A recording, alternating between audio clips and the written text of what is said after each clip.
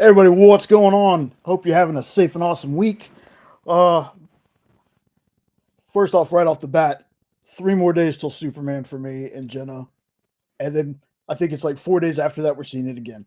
Super excited for that. Hope everybody has had an awesome week. Like I said, I'm repeating myself because I was looking for something. Uh, so before we get started, I'd be just remiss if I didn't mention some tragic stuff and some one bright thing I'll talk about later. But we lost some folks this week. Starting Monday, uh, when this particular person was announced, I made sure to immediately go to socials and stuff like that, looking for something. I was really hoping it was a hoax, but unfortunately it wasn't. Then a couple days later, we lost somebody, and then the next day we lost somebody else. I just want to say real fast, rest in peace to these three great folks. You got Jim Shooter, you got Julian McMahon, and you got Michael Madsen. Jim Shooter was a big part of the Valiant universe. I've said many, many times before, I'm a huge Valiant fan, and he created some characters over there and was part of that for a while. Julian McMahon was somebody I watched throughout my entire childhood and into adulthood. Nip Tuck, Charmed, and of course, he was Doctor Doom in the Fox. Is it Fox? No, Sony. Fox or Sony's Fantastic Four. He was Doctor Doom in the Fantastic Four movies. Great actor. And then Michael Madsen. You got Reservoir Dogs. You've got Kill Bill. You've got tons of other things that he was in. So, uh, hate to start the week off like this, but like I said, I had to say something because I was a fan of all three of these guys. So, so now getting that out of the way. You saw him on the thumbnail, folks. I know it's very rare, but hopefully, starting pretty soon, it won't be as rare. I forget the guy's name. He'll introduce himself when I bring him on. And you know what? I didn't fix that part. That's what I needed to do. There we go. What's up, folks? Also, one last downer before we get into all the good stuff and try to lift everyone's spirits. Keep families and everybody in Central Texas in your thoughts. They have been going through a horrific flood, historic. I mean, the Guadalupe River rose about 26 feet, and they still have more emergency flooding happening today. So just kind of keep everybody there in your thoughts because there are a lot of families whose kids are not coming home, and that's been hitting everybody here on the channel, and I know a lot of people pretty hard whenever the news breaks. So we're here. We're going to try to lift up your spirits with a bunch of fun back and forth banter, a lot of fun stuff to talk about. It is officially 7 days for me till Superman. So I'm excited about that. I've already got a hilarious intro planned and everything. It's going to be something different than what we normally do. Yeah. And it's going to be totally unscripted. I say planned, but it's like what I'm saying, not planned at all. It's going to be utterly hysterical. Yeah. And that show will definitely be probably all about that movie kind of show. We're going to keep it spoiler free, but I think maybe the last 30 or 40 minutes, we might go into some spoilery stuff. We'll warn people. I might make a little spoiler thing to play because it's going to be very hard to not talk spoilers until like the next time I can get Sean on. Because I'm so ready for this movie. Like 3 days, man. These are gonna be the longest 3 days, I think. But I've been saying that since they announced it like a year ago. I would say it's been the longest year. It's so close. It's so close. And we can't have banter. We can't have back and forth without the I'm gonna go ahead and call them our sister channel. We got the Weirdopes, starting with I'm gonna do this differently. I'm gonna surprise people. We got Mr. Nope. What's up, everybody? We got Eddie Von B. Hell Hydra. Hell Hydra. Something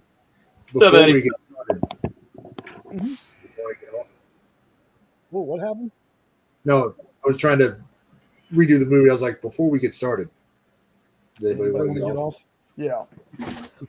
So, before we get into the topic tonight, which is a super fun one, you guys dropped a another unboxing video yesterday, right?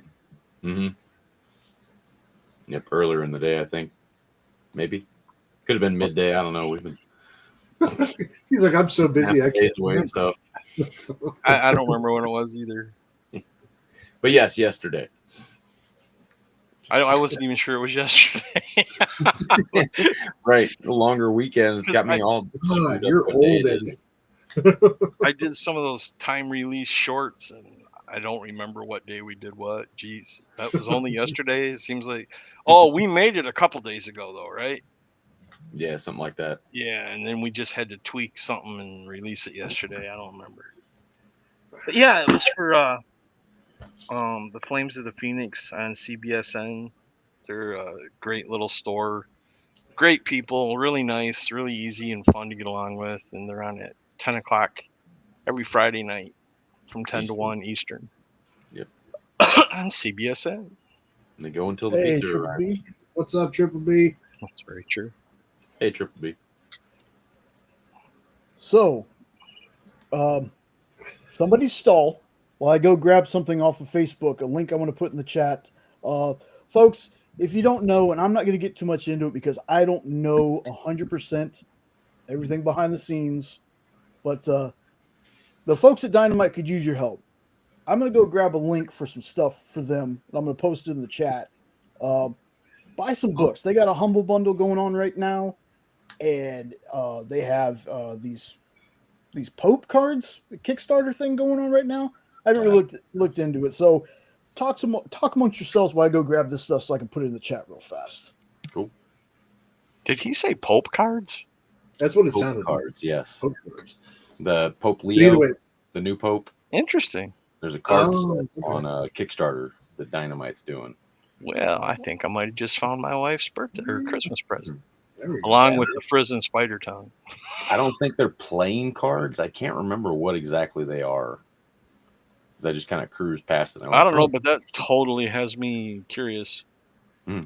Trading cards. It's definitely They are different. trading cards. Oh, they are. They're trading cards? Okay. What are they asking for him? Do you know? I don't $350. look at it. 350? Well, I don't think so. It'd be about No. true fitting. That's Got it. It'll be about tree fitting. Well, it's a let's see. They got there's a Oh, and they're promotional just trading record- card. Yeah. Yeah, there's a promotional trading card that's $10.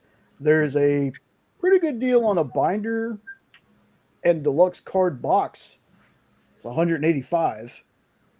4-card connecting puzzle card for $25. Sketch card plus special play stock card, $35. Sorry, Kyle.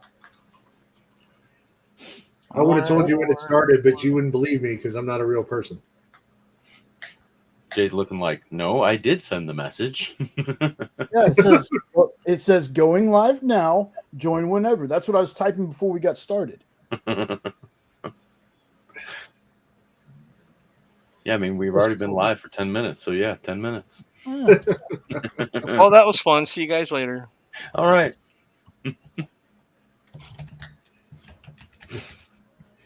Oh man, but yeah, Usually we can do a lot better banter than this, guys. I just need it for just a little Oh, bit well, I longer. wasn't sure. I was waiting for you Oh, to actually get we up thought and you stand were. up. I thought you were back. I was No, waiting no, for you no. to leave. No. Keep You're already going. engaged. Keep going. As an Italian Okay, cat, nope. You want to hear something funny? required. What? So what? So I left a printout of Slade's song on the printer, and Okay. Amy found it, and she comes out here and she's like, "What is this? It reminds me of the Beverly Hillbillies. I freaking lost it." So it's like the way those lyrics are written, it just brings the Beverly Just Hillbillies rolls out that to way. everybody, dude. She's like, "What is this?" I'm like, "It's one of the projects for our channel." And she's like, "Oh, brother." I'm like, "Yeah, it ought to be good." Oh, it's gonna be fun. oh, man. Yeah, what do you guys got going on, Sean? Other than that, well, you just talked about that. What I'm gonna say is like video wise, I don't know what Jay's got. I'm so out of it. For anybody who didn't know, last week I got told that I'm gonna be getting a promotion at work, and that's what Jay meant by hopefully. That means I'll be on a little more regularly, because that should put me on a more Monday through Friday schedule. And at the very least, even if I do have to work a Saturday, I'm home in time. So eventually we'll figure out who Sean actually is or who CN is, depending on, where you're from in the world, how you pronounce my name. But yeah, I don't know what Jay's got video wise coming. I need to record my video for Frost, because that book was just so fun. We had Scott Wilkie on, was it last month or the end of May, somewhere around there? Something like That was a good time. And then I've got another anime short that I'm going to do, because surprisingly, the one that I did really well for us. So, Hey, Lorena. Hi there, right now. oh, I'm an LMD. Okay, that explains a lot about me. Okay, so I'm not finding the Humble Bundle link. So if anybody knows where to find that at, let me know so I can put that in the chat, or just Well, go the to heck- dynamite.com. Yeah. As far as stuff that goes, so I'm sure Kyle has it. What's up, Lorena? Red 5 Comics, Yes. their book Afterburn has gotten a trailer. Dave Bautista, Samuel L. Jackson, like, oh, I'm so excited for this. It looks really good. It looks so fun.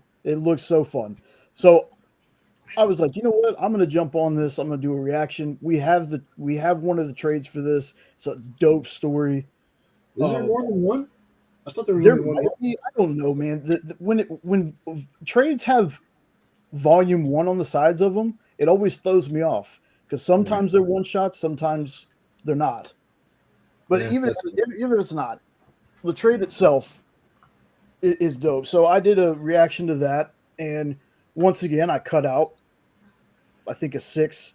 She definitely didn't do the 39,000 that the other one did, but Okay. I cut out a little clip. Short. The short did again what it was supposed to. So for a trailer reaction to something that is probably very unknown, it was a little over 50 views on it. I'll take that all day. If y'all haven't watched it yet, doesn't have to be my reaction. I mean, that'd be great if you did. But if you haven't watched it, go check out Afterburn trailer. It's got Dave Bautista in it. This must have been before Dave kind of slimmed down a bit. What's 'cause up, he's K-Pop? big. Hey, Hey, Kpop. Kpop. K-pop, Yeah. Lorena, Kyle, and I said hi to Also- Triple B. Also to add, Jay, there's 2 volumes. There is 2 volumes. Yeah, so Afterburn Crossfire is volume 2.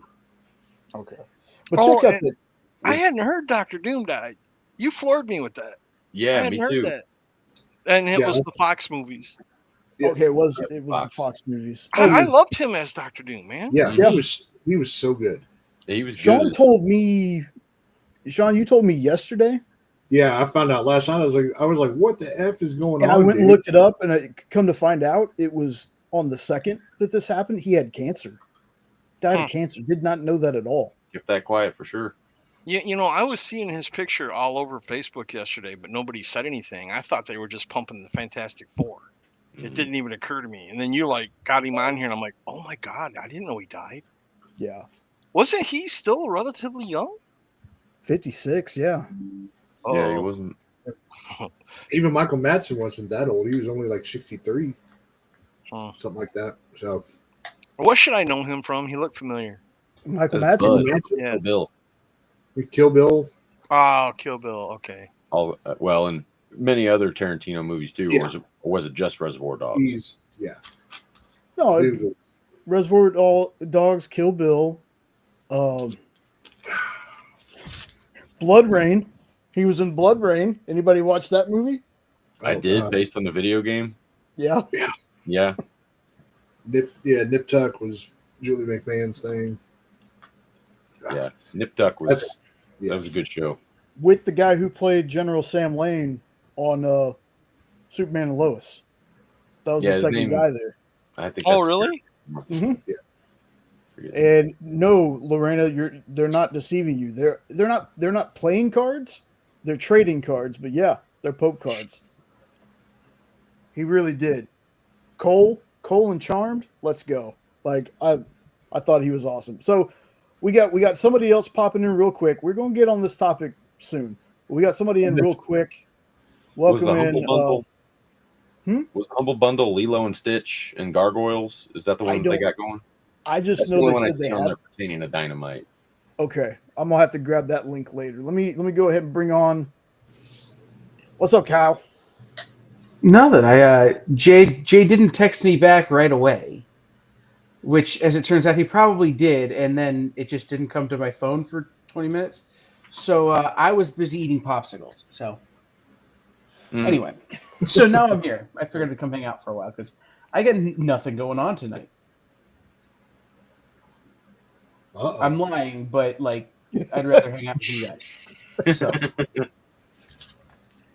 Yes, the Humble Bundle, by the way, is the Gargoyle, Lilo and Stitch Gargoyles and more Disney Comics Humble Bundle.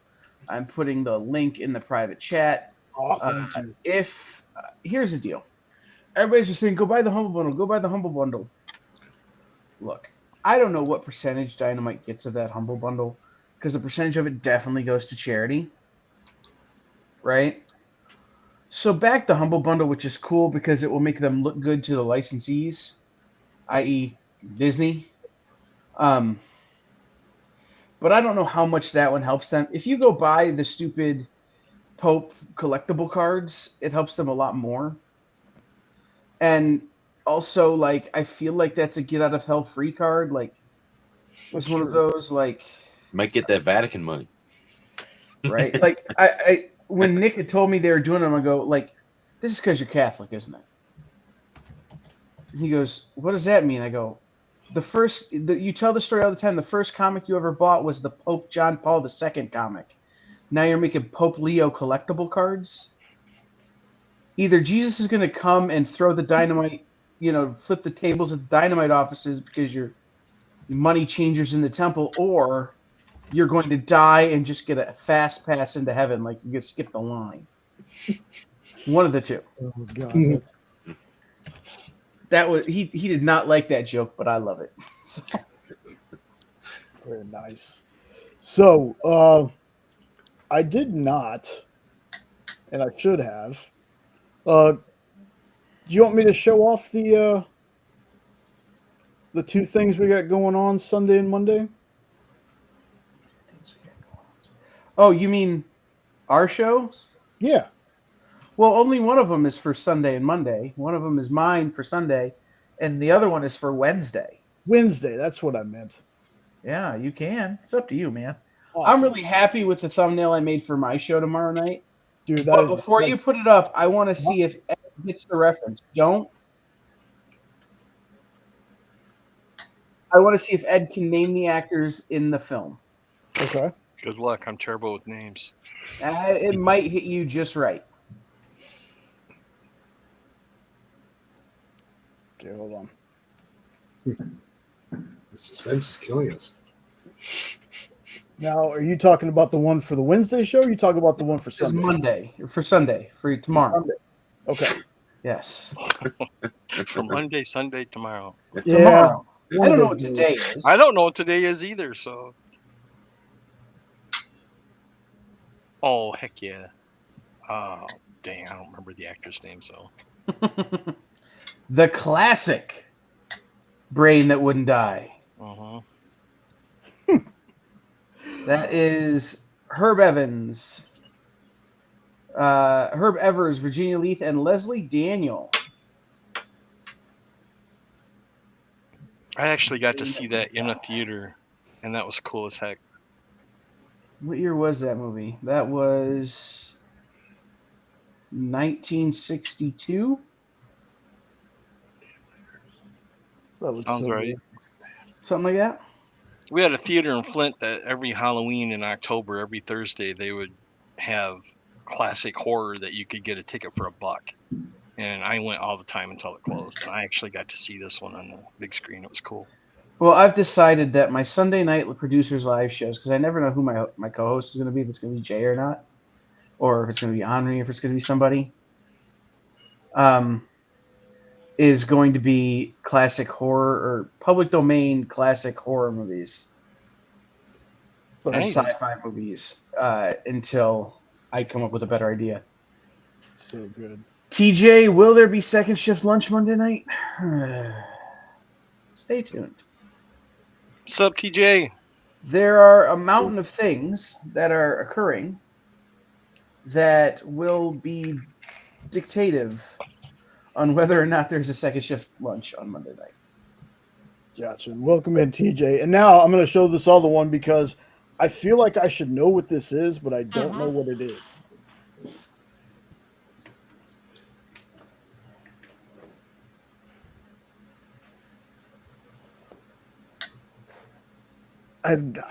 That's Friends, isn't it? Yep. That's why I don't know what it is. That's the scene where Jennifer Aniston is moving out of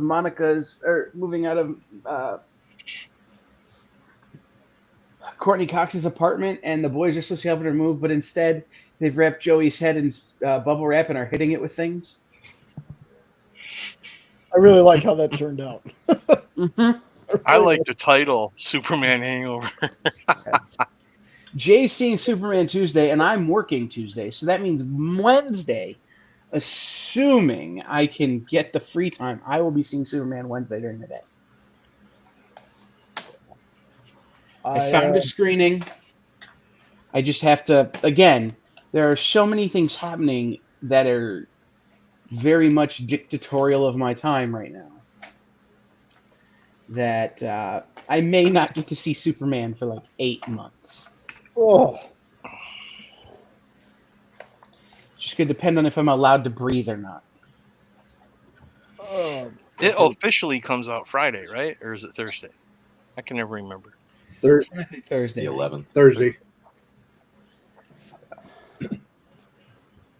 good. Can't wait. So we're going to get into this, the topic. The topic is the title. Do childhood comic book movies still hold up for you? And these are in no particular order. These are all kinds of mixed up. I tried to do it this person picked kind of thing, but then I was like, screw it. We're going to start off with one. And again, everybody's got opinions. Everybody has watched these, so feel free to chime in. The very first one we're going to start with is one of Sean's picks, Batman 1989. Still holds up for me. That's for dang sure. Okay. I still like watching it. Does it have to have held up to begin with? Oh, God. No, because here's what I will say. This is one that I did not love at the time, but as I've gotten older, it has held up more. Okay. Like if you would have asked 5-year-old Kyle the first time he saw this movie, do you think this movie's good? He would have gone, no, this is terrible. Jack Nicholson is awful as the Joker. But the older I've gotten, the better I've liked it. And so it totally holds up now, but it didn't then. I know there's no painted over mustache. There's no bad Right. tooth. That was my problem. Is like I knew George Romero as the Joker, like Caesar Romero. You know, whatever. As far as I'm concerned, it's still the best Batmobile ever. Sure, and I loved the Batmobile, but like a Batmobile does not a movie make. No. Like fan of it, I am. Right. Well, sure, but like I had loved this. Sells the toy, it does. Okay. You know what? Anyway, Oh, that's good. but I grew up like even younger than 5 watching the Batman TV show from the 60s. So I knew those actors as those characters. And to have a darker, kind of scarier Batman movie didn't resonate. And now that I know the character better than that, this movie's great. Although it was the fastest Hot Wheel car. Yeah. that Batmobile was the fastest Hot Wheels car. Like, and I'll say the most annoying thing probably of the movie, really, to me, is Kim Basinger. She's the most annoying part of it for me. Just Bassinger. whatever it is. Basinger? Basically, it felt like half her lines are, "I'm just going to scream for 30 seconds at a time." You know, And don't forget the cereal was awesome too. that is true. There hasn't been a Vicky Vale in any other Batman, has there? I don't think so. They never went back to that character. At least not as a Was not as there a love interest. was there a small part in Christian Bale ones? Yeah, but not like as an actual Maybe. character, just like as an extra. Yeah. Like he meets Right, a woman yeah. who at one point is like, "I'm Vicky Vale," and you're like, "Oh, hey, it's Vicky Vale," and then it's nothing. And I'll be honest, that's one I'm good with never seeing again in another Batman movie. What do you add to the story, Vicky Vale? That Prince song about Batman where she goes, "I'm Vicky Vale" like 25 times in a row. That got so annoying. I'm like, yes, we know you're Vicky Vale. Got it. Bat dance. Yes, the Bat Dance. So this I have was that not vinyl one somewhere. that doesn't surprise me. So this wasn't one that I actually saw in a theater. This was home movie. Sean, do you remember when you saw it? If it, I think this one was at home for me, because I want to say the for sure the one I remember seeing as a kid is the 1990 Teenage Mutant Ninja Turtles. 100% remember seeing that in theaters. This one I think was home, and I watched it with my family for the first time. Yeah, I can guarantee you I didn't see it in theaters. I saw it in the theater. I'm the old guy. I was a teenager. my name is Ed. Yeah. Well, hey, Ed, think of it this way, man. I was 7 when it came out. Hey, Jay, think of it this way. What Kyle said earlier. I was not 7 when it came out. I was 6, but I can't remember if my family, if we were moving, if we moved that year, if we moved a year later. I can't remember. Depending on what month it came out, I was either 16 or 17. You're still a teenager. Inside, I'll always be 3. I've always said that. Well, yeah, that's true. But I can remember leaving that theater going, finally, they did Batman right, because I had already grown old of the campy one. Because I was a teenager, you can't admit to liking something goofy. But it's funny because now that I'm old, I love the campy one too. Again, more. The biggest thing is I was just too young to think of the whole. Really, Michael Keaton's Batman, because he'd just done like Mr. Beetlejuice Mom. and kind of some of those obscure roles, and then you cast him as Batman. I remember when they announced it, my first thoughts were Mr. Mom is Batman. I'm like, he's that short dude with the mop. But he did good. He did really good. And I loved it when he held the guy over the ledge and he's like, "Tell them all I'm Batman," or whatever. That Yeah, I think the first time I What saw are it, you? I think I was probably 10 before I'd seen this movie without commercials. See, I remember having this on VHS because you had the corny little Bugs Bunny thing. It's all in your catalog. You sound Oh, like I had the VHS, but we definitely taped it off of like TNT. Yep. Well, oh, you guys are killing me.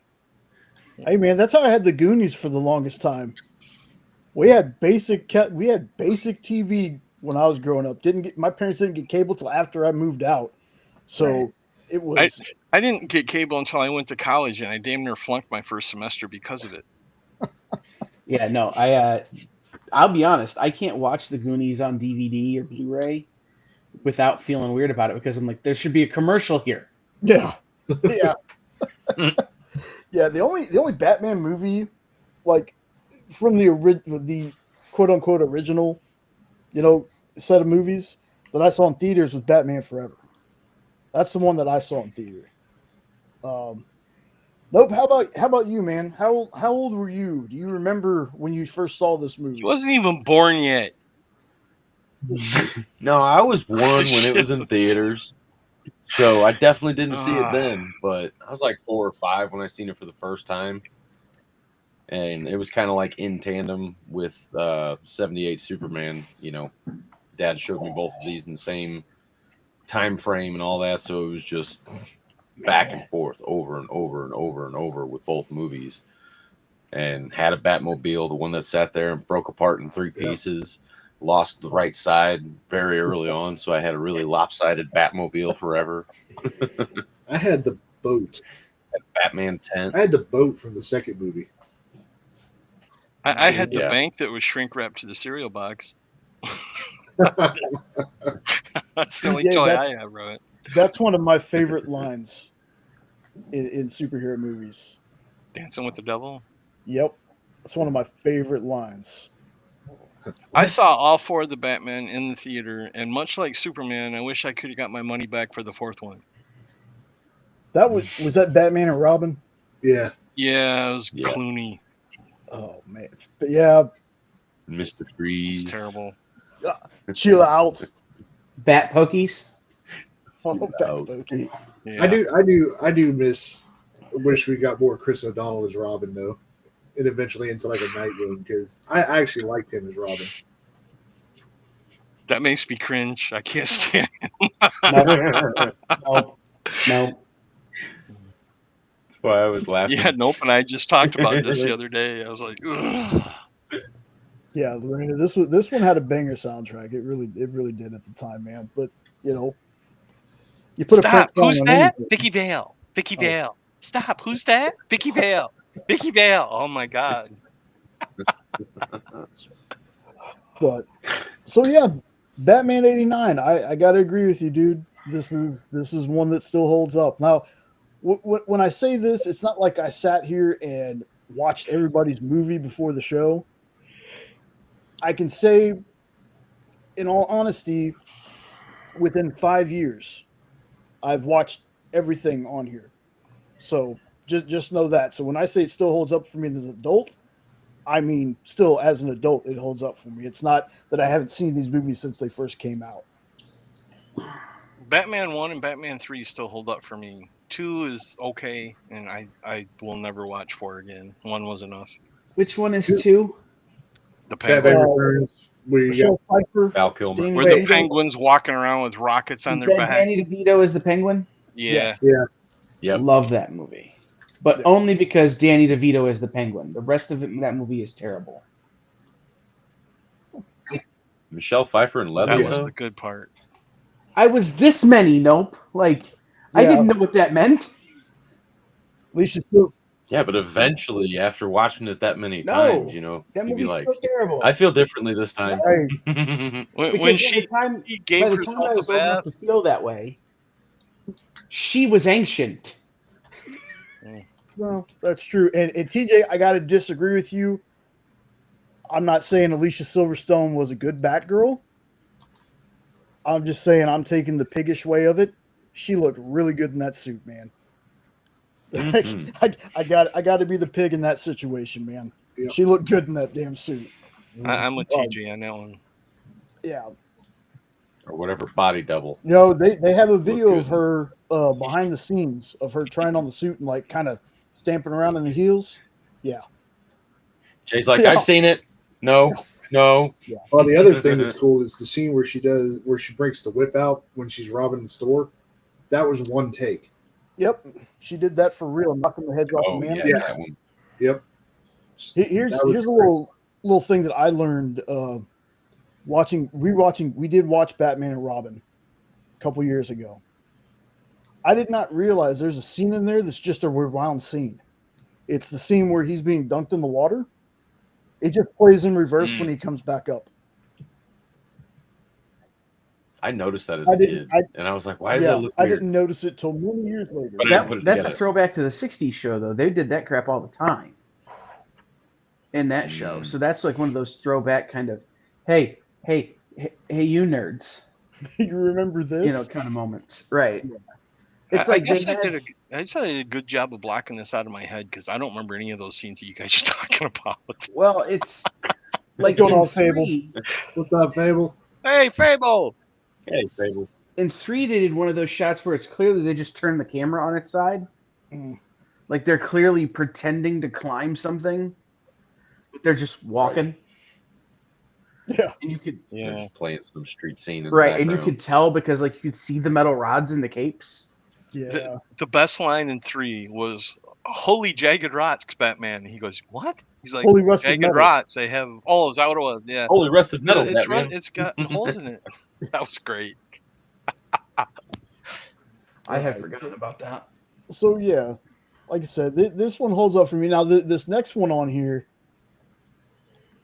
I have not watched. I haven't watched. I just remembered this is the one on the list that I had not seen yet. I believe this was Nope's pick, The Phantom. I've never seen this Billy Zane Oh Phantom. yeah, one. Yep.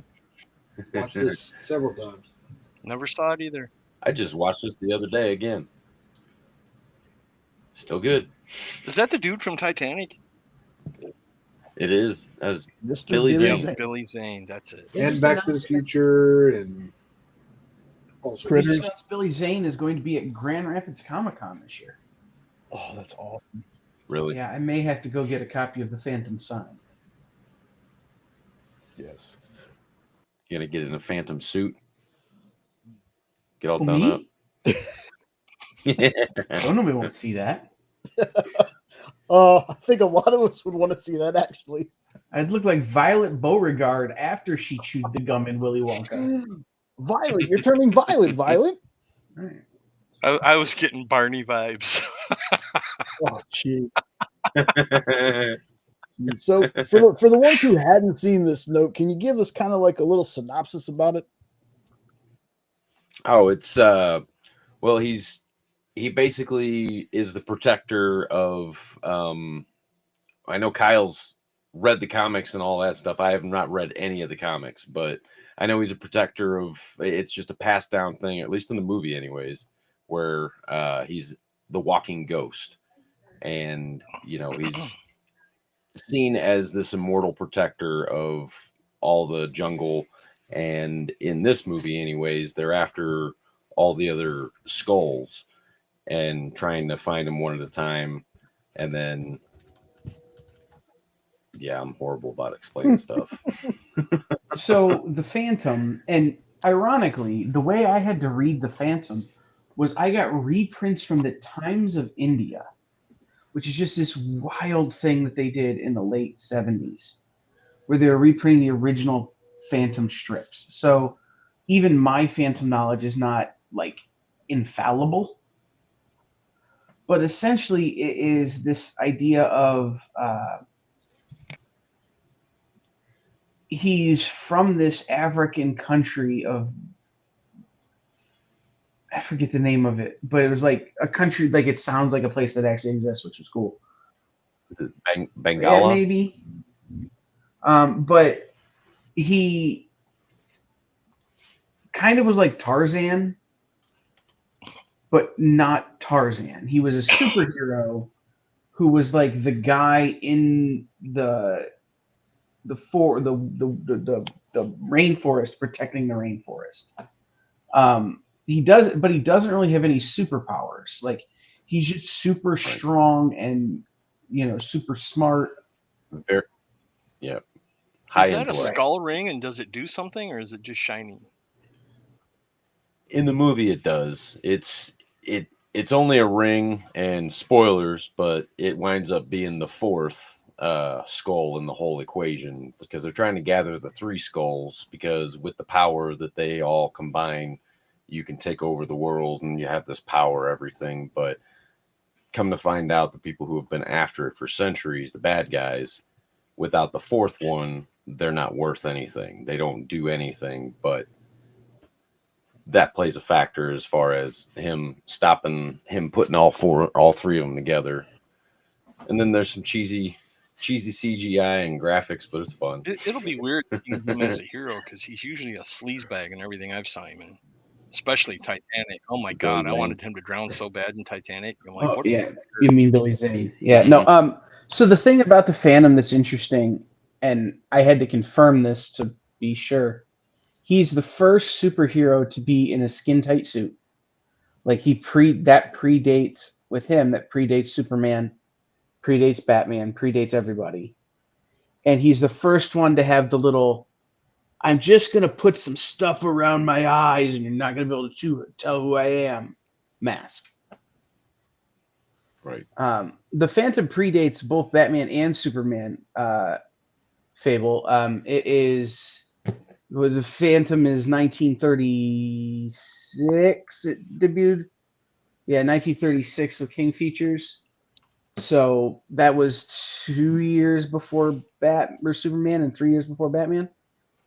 Is that the same one that was a radio show where they got to Only the Phantom Knows or something like that? No, that's That's a different Only one. the Shadow knows. Oh, the Shadow. That's right. Shadow. Okay. Right. Mm. Mm-hmm. Yeah, I know nothing about the Phantom. I've never I seen may it. or may not have been listening to the Shadow radio shows, trying to come up with some ideas for new spots for the EXP. Because most of that stuff is public domain now. So I can mess with it, and it's free. Oh, there we go. TJ's got a little Oh. blurb about the Phantom. Yeah. That's even a pretty good synopsis for the movie. Mm-hmm. I was gonna put The Shadow on the list, but I was like, I've never watched The Shadow, so I don't know if anybody else has seen it. The Alec Baldwin Shadow movie. There's not much from Alec Baldwin that I have seen. Beetlejuice is about it. I was working with. No, I'm wrong. I was modding a stream for somebody else last night, and the movie Biodome came up, and we had to have a 20-minute discussion about how many Baldwin brothers actually are there. And they're like 7. And then there's the Baldwin that everyone thought was a brother that isn't. Right, Adam. Mm-hmm. I did for the longest time. I was Right. like, why does he look? Oh Why yeah, does he look from so different? Firefly. When somebody says Alec Baldwin to me, I immediately think of Hunt for Red October. I love See, I that immediately movie, and think he's of- really good in that. I immediately think of 30 Rock. Red October. Yeah, 30 Rock. So is Nope's the one who picked this one. Sean, you said you watched it too? Oh yeah, I love it. Okay. So it's been a good while, but I thought it was a really good movie. So he's got a pretty cool set of dueling pistols. I'm trying to remember who played the bad guy in the movie, because a lot of the characters were actually pretty spot on. It was intentionally cheesy in some ways. It wasn't anything like super serious, and whatnot. It was a really fun movie to watch. Oh, was it Treat Williams, the bad guy? That might have been. Xander Drax. That's that I think sounds that's his right. name. Yeah. It's been so long since I've seen this movie. Oh yeah, and then with good reason. I forgot Christy Swanson was in that movie. It's better to not be revisited sometimes. No, it's because I don't think it's streaming anywhere. Oh, no. Where did I watch that? No, I had to watch it on Tubi, I think, So one of or Pluto Pluto. TV. Yeah. Pluto TV's got it. I wish I could remember when this actually came. Oh, it was 96. I'm trying to remember. No, So you gotta watch this comes out after The Seven Films, Rocketeer, because Rocketeer was something we didn't bring on the list, but I thought about that pretty hard. That might have been if I knew I was going to make it, and Jay had been like, "What's a childhood movie that holds up?" I might have said The Rocketeer. That's one of my favorites. That was That is one of those movies, like some of these on the list that we have, that when somebody's like, that movie was terrible, I'm like, what are you talking about? The Rocketeer was awesome. Yeah. I love The Rocketeer. Mm-hmm. I love that movie. I even watched this as an adult for the first time. So good. You Really watch good. that movie and you feel like David Stevens' art, and it's a movie.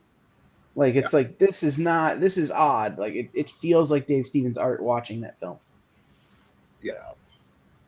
Can I respond to Phable momentarily? Yeah, go ahead. We had a 20-minute conversation about Biodome.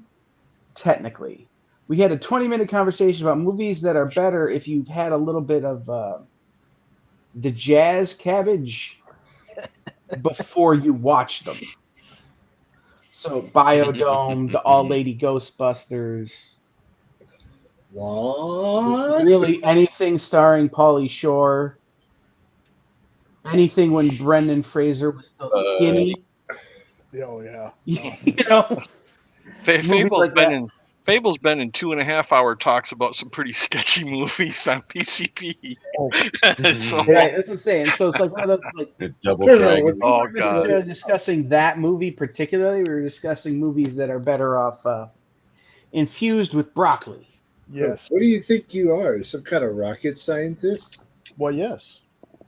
Oh, And Fable, if you don't think that spoiler alert that Howard the Duck isn't on this list, you're out of your mind.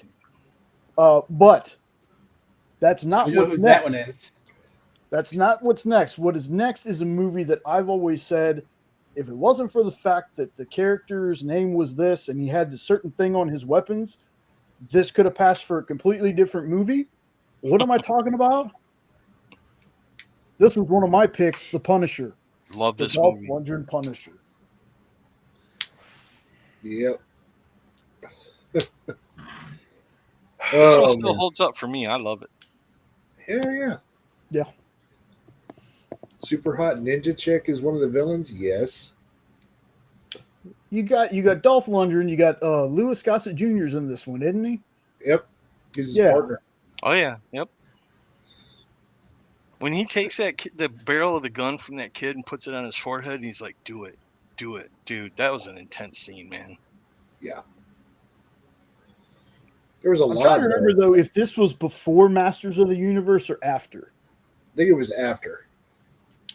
I honestly don't know. I mean, hold on. I'll look for you. Because that's a little honorable mention for me as Masters of the Universe. I can still watch, even though no Orko, even though After. there's no Orko in that movie, it still holds up for me. I still enjoy it. But this one, I was like, for this was Marvel predating MCU stuff. Yeah, so I definitely didn't see this one in the movies, in the theaters. Seeing as how I was exactly I was exactly 13 months old. No, I'm kidding. I was 3, 91. I hate this movie so much. Like in terms of Punisher things, there's the Thomas Jane short that he made with Perlman. Then there's the Thomas Jane movie. Then there's that other terrible Punisher movie that they made. Warzone. Yes. Then there's all the misappropriation of the Punisher logo by fascists. Then there's this movie. In that order. And somewhere below that is the new Punisher logo where he's some weird ninja guy with tusks. But See, I'm at the other end of the spectrum. In my opinion, this is the best Punisher movie I've ever seen. It's the only one I've watched more than once. The other ones I didn't care for. I think See, the only I one I like ever Tom turned off in James the more, middle. but this was a good one. Anything the with only Lou one I'll put Gossett up in the Jr., list. I'm in. Lou Gossett rocks. I love everything he's in. I love Lou Gossett too, but if I want to see a Lou Gossett movie, I'll watch Iron Eagle. That's I'm very not true. a fan of those. I'd rather watch The Principal. I like that one too. Sold. Who do you think you are, man? I love that movie too. Yeah. And Toy Soldiers. Toy Soldiers is another great one he's in. Did you ever see The Vice Principal? No. It was The Principal rewritten to be a Jim Belushi vehicle. Oh wow. Oh wow. Yeah, it was dumb. It was Jim Belushi in a mullet riding a motorcycle. Nice. Like, not John, Jim. TJ says this is almost equivalent to the Nicholas Hammond Spider-Man series.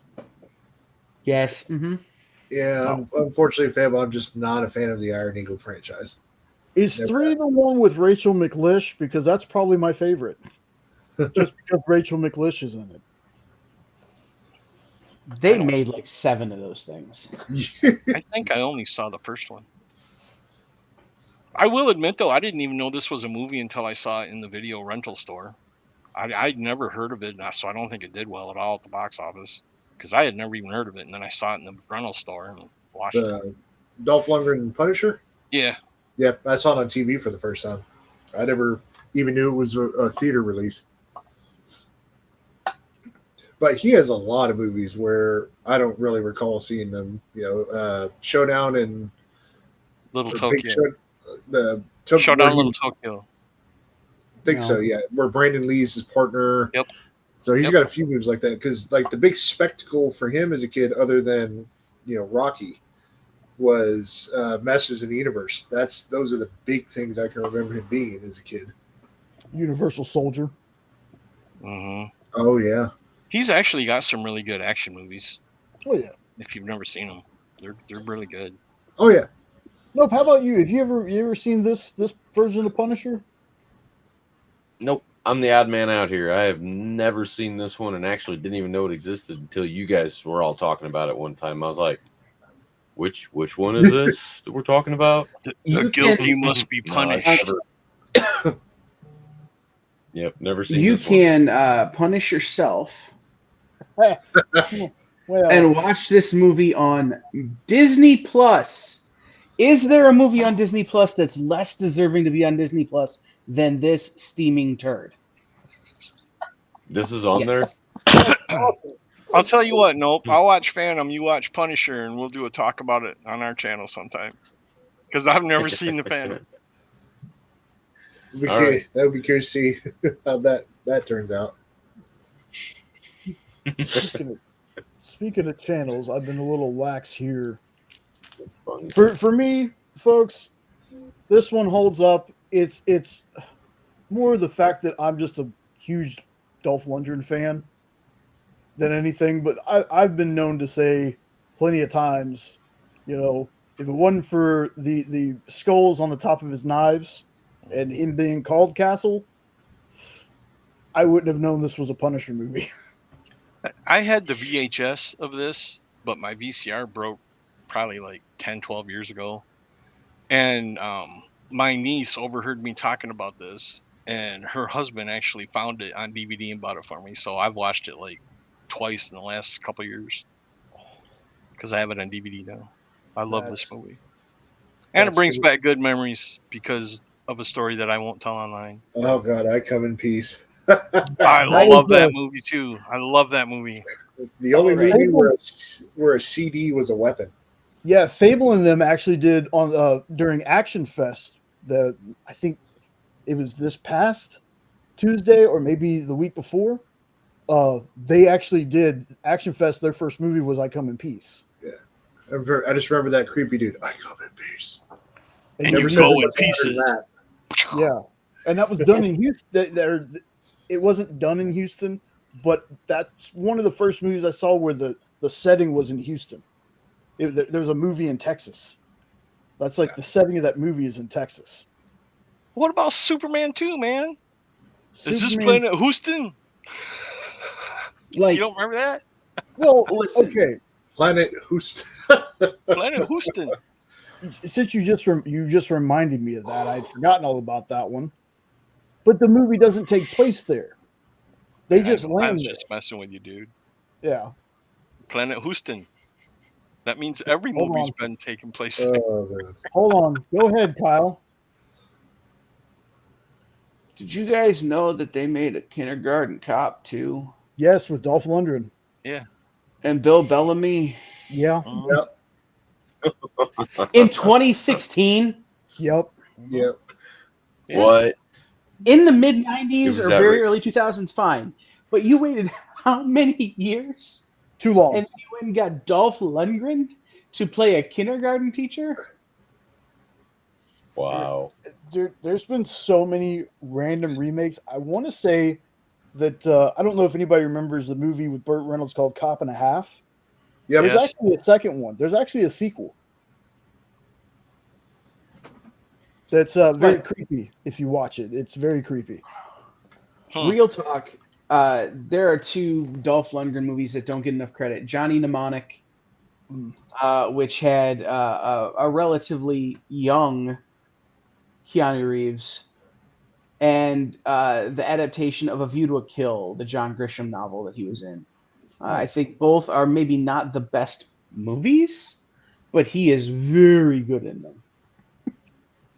I can't remember the name of it, but he does one where he's a Russian spy in Africa trying to kill the South Africans, and he ends up getting lost in the desert, and he meets the walkabout people, the Aborigines, and they show him, how their life was, and he ends up turning good and attacking the Russia. And I can't remember the name of it, but it's a really good movie. I just can't remember the name right now. It all happens in Africa, and it's when he was younger. I can't remember the name of it. Oh, I'm gonna have to Google that here in a second. All right, I looked it up because I hadn't seen it in a while. I'm like, this is the movie I think it is. Yeah, Johnny Mnemonic is Keanu Reeves, Dolph Lundgren, Ice-T, Henry Rollins, Tracy Tweed, and Barbara Sakawa. Like, this movie was heavy metal and TNA with Ice-T. Oh, jeez. Like, I don't know how to handle that anymore. But I remember that movie being very good. Now, I put this next one on the list purposely behind this one. But I'm going to show you the comic first. Oh, hope y'all are ready for this one. And I don't care what anybody says. Oh, heck yeah. The next one we're going to be talking about is Popeye with Robin Williams, Shelley Duvall. Holds up like the Great Wall of China. You cannot Love convince this me otherwise. Love this movie so much. The only thing that disappointed me was Seahag wasn't in it. Everything else, I love that movie. The songs, the singing, Robin Williams. I wish he'd have shaved his head, but I got used to the blondness after a while. But he just nailed the voice, and especially when he's talking to himself. Oh my God, it's like right out of the cartoon. He nailed it.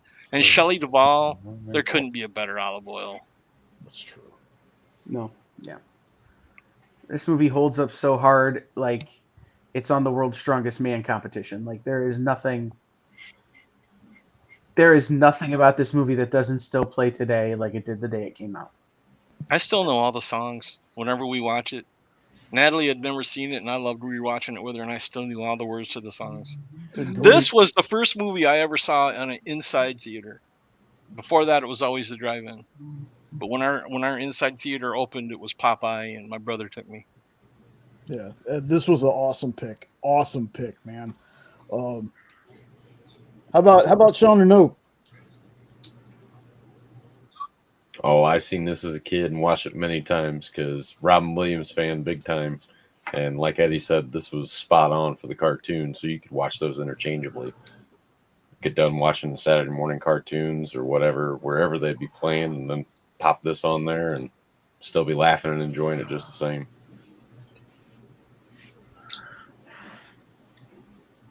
Anyway. What up, Big B? What's up, Bigby? Hey, Bigby. He's I love large. Robin Williams, but I've never liked this movie. Sean's the odd man out on this one.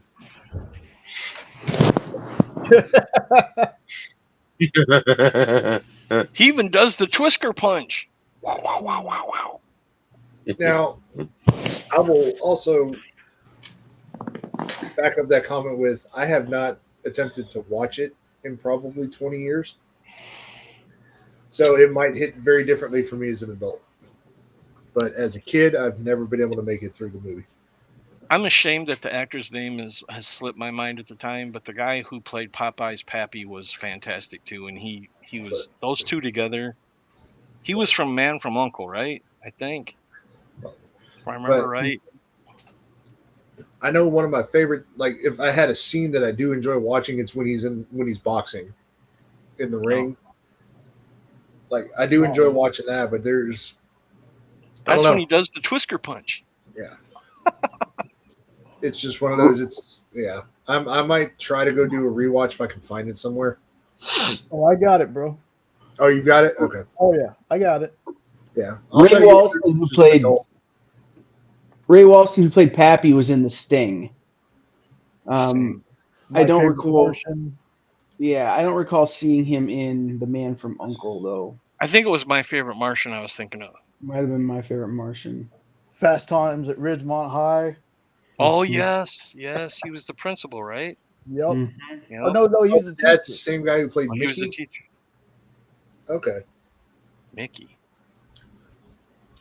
The dad was Mickey. No. No. That was Burgess Meredith. That's the guy. He played Oh. Penguin in the Batman show with Adam West. That's a different guy. But like they would be they're basically interchangeable. Like That's true. when you look at them, they're basically interchangeable. Absolutely, Phable. They did. Oh, I know who. Okay, I know who's. I love that guy.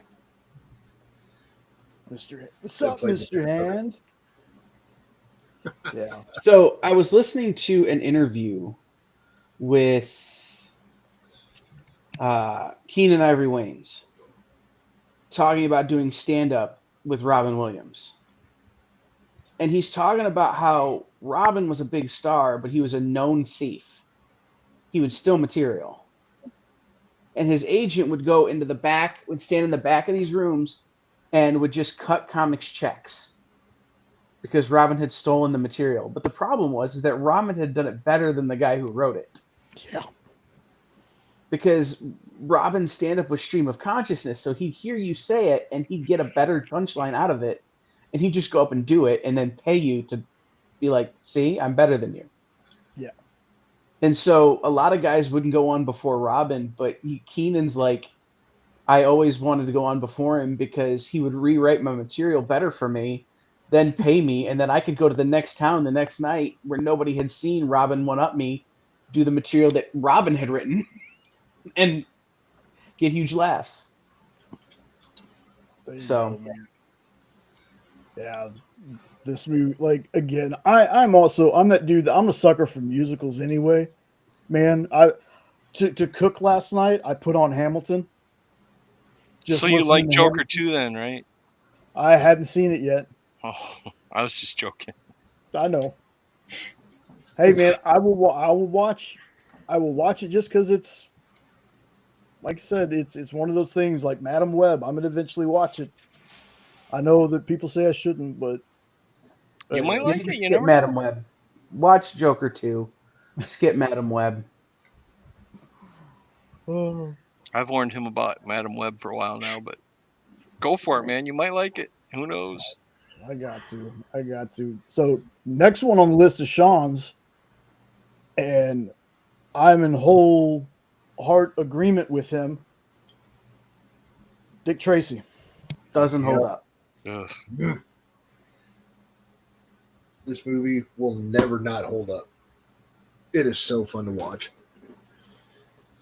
So fun to watch. Just because it is the corniest, most awesome. I wanted to watch radio so bad as a kid. I mean, the cast, you couldn't have done it any better. This movie might hold up better if Warren Beatty weren't such a self-righteous prick. Like when Carly Simon writes the song You're So Vain About You, maybe stop trying to be Dick Tracy 40 years after the movie came out. Like the dude owns the rights to make the movie of this and just keeps making shorts so that no one else can own them. God forbid anybody else come and try and make a movie as good or better than you did so that your movie can be looked at as a nostalgia piece. No. I'm going to keep banging that drum until I'm in the ground, despite what it does to the original film. See, I'm This movie- curious. Like, could this be remade and be good though? This movie would hold up great if Warren Beatty had made the movie and walked. But instead, he spent the last 40 years dragging this thing through the mud because rather than letting somebody else take a swing at it, he wants to be the guy. Of all Warren Beatty's movies, though, why this one? That's crazy to me. Because it's the one he owns. Everything else he was just in. Huh. He went and got the rights. He had the script developed. He found the director. He funded the movie. He owns this thing. Like, Mad Cave has to pay freaking Warren Beatty a royalty on the comic books because of the way the deal works out. Are you kidding me? Well, how does it bring in money otherwise before the comic came back? Oh, he kept putting up shorts on the internet and charging people to watch them. But he also doesn't need the money. He's Warren Beatty. It ain't like he's hurting. Yeah. He just wanted to keep the license. Go suck an egg. Yeah. Yeah, see, you picked one that you thought, oh, this movie will totally hold up. And you picked something that I am very passionately angry about and have been for a very long time because this is my favorite comic book character ever. More than the Turtles, more than Spider-Man, more than Batman. I love Dick Tracy. I've spent more time studying Dick Tracy than any character out there. And every time I see this movie poster, I see Warren Beatty in a yellow hat, I want to jump through the screen and strangle him. But if you take your anger out of it, did you enjoy the movie? When it first came out, absolutely. The 35 shorts he's done since then, no. Seen them all.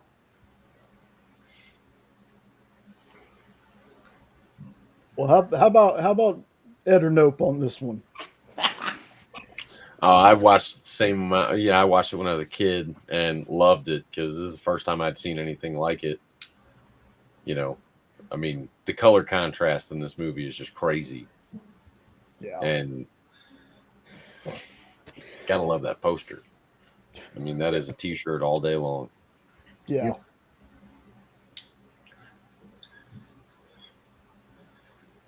Ed, you got anything? I wanted to like this movie so bad. I wanted to like this movie so bad because I loved reading Dick Tracy. And that's all I'm going to say is I wanted to love this movie so bad. But no, it wasn't for me. I didn't like it. Oh, that's 100% fair, man. Like I'm glad that we had Kyle on and had you on for especially for this one, because if not, it would just be a Dick Tracy glaze fest. Because I remember getting this VHS and wearing that damn thing out. This was another one I watched on repeat as a kid. Mm-hmm. And got the toys and got all that stuff. Lorena. Please read Lorena's comic. Yeah, it's on screen for everyone to see. By the way, Matthias Lewis at Nowhere Games and Comics has shirts that say that, promoting the new Dick Tracy comic. Yeah, I think he talked about that. Uh-huh. By the way, Phable, you mean Michael Bay's magnum opus, Run, Run, Run, Explosion, Run, Run, Run, Hot Girl, Run, Run, Run, Explosion, Run, Run, Run, Hot Girl, Run, Run, Run, Explosion, Run, Run, Run, Childhood? The first one. I love the first one. Okay, I know you don't like Bumblebee being the Camaro. I got it, but for me, the first one is always the best out of all of them. I just think Michael Bay is a pyromaniac with a budget, not a good director. That's fair. Get out of the car. No. Then you had Madonna, Breathless Mahoney.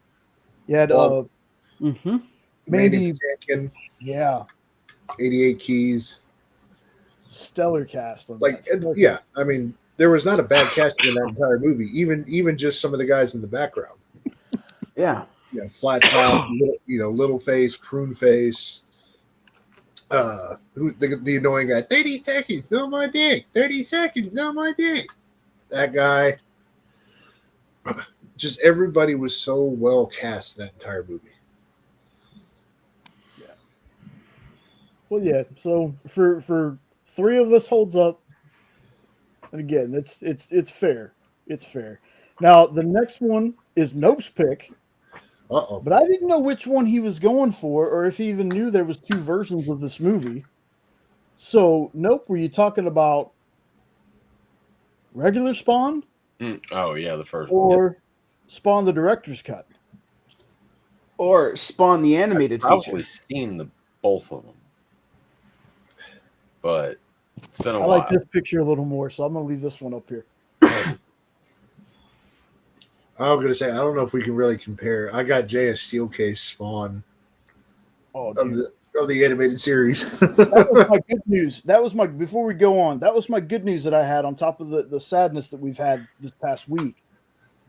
Speaking on the HBO Spawn series, Keith David, the voice of my childhood and beyond, he's still a voice of my adulthood, is finally getting a star on the Walk of Fame.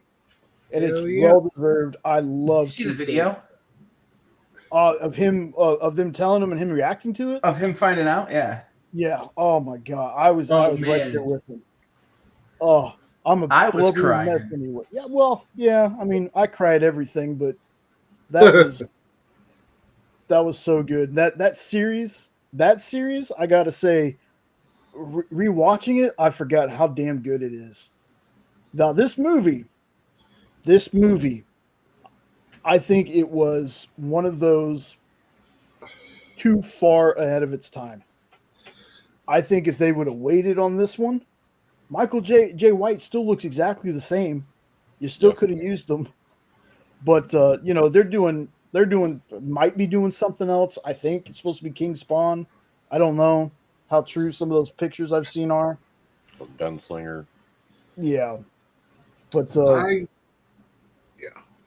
I will say this: as a kid, I did not understand the movie at all. Like for me, it was just a hard follow. So it was hard to like, but also I didn't hate it. I just didn't understand it. It took me finally becoming an adult and reading some Spawn comics and actually really watching that animated series that for whatever reason I never knew existed to kind of understand more what the character is about. So I may have to go back and rewatch it now that I can actually probably understand more of what's going on. Did you happen to look at the whole list of who's getting a star for the Walk of Fame? No, I just saw Keith's.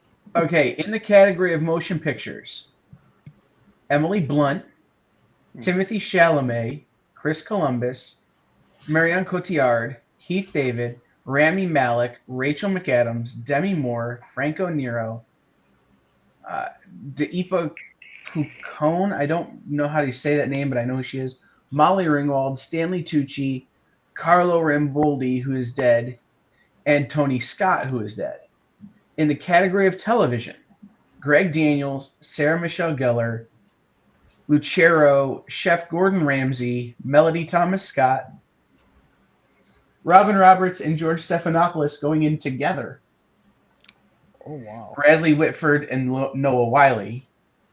In the category of recording, Air Supply, Bone Thugs and Harmony, Paulina DaCosta, the Clark Sisters, Miley Cyrus, Josh Groban, Gubo, I don't know that one. I don't know that one, and Lyle Lovett.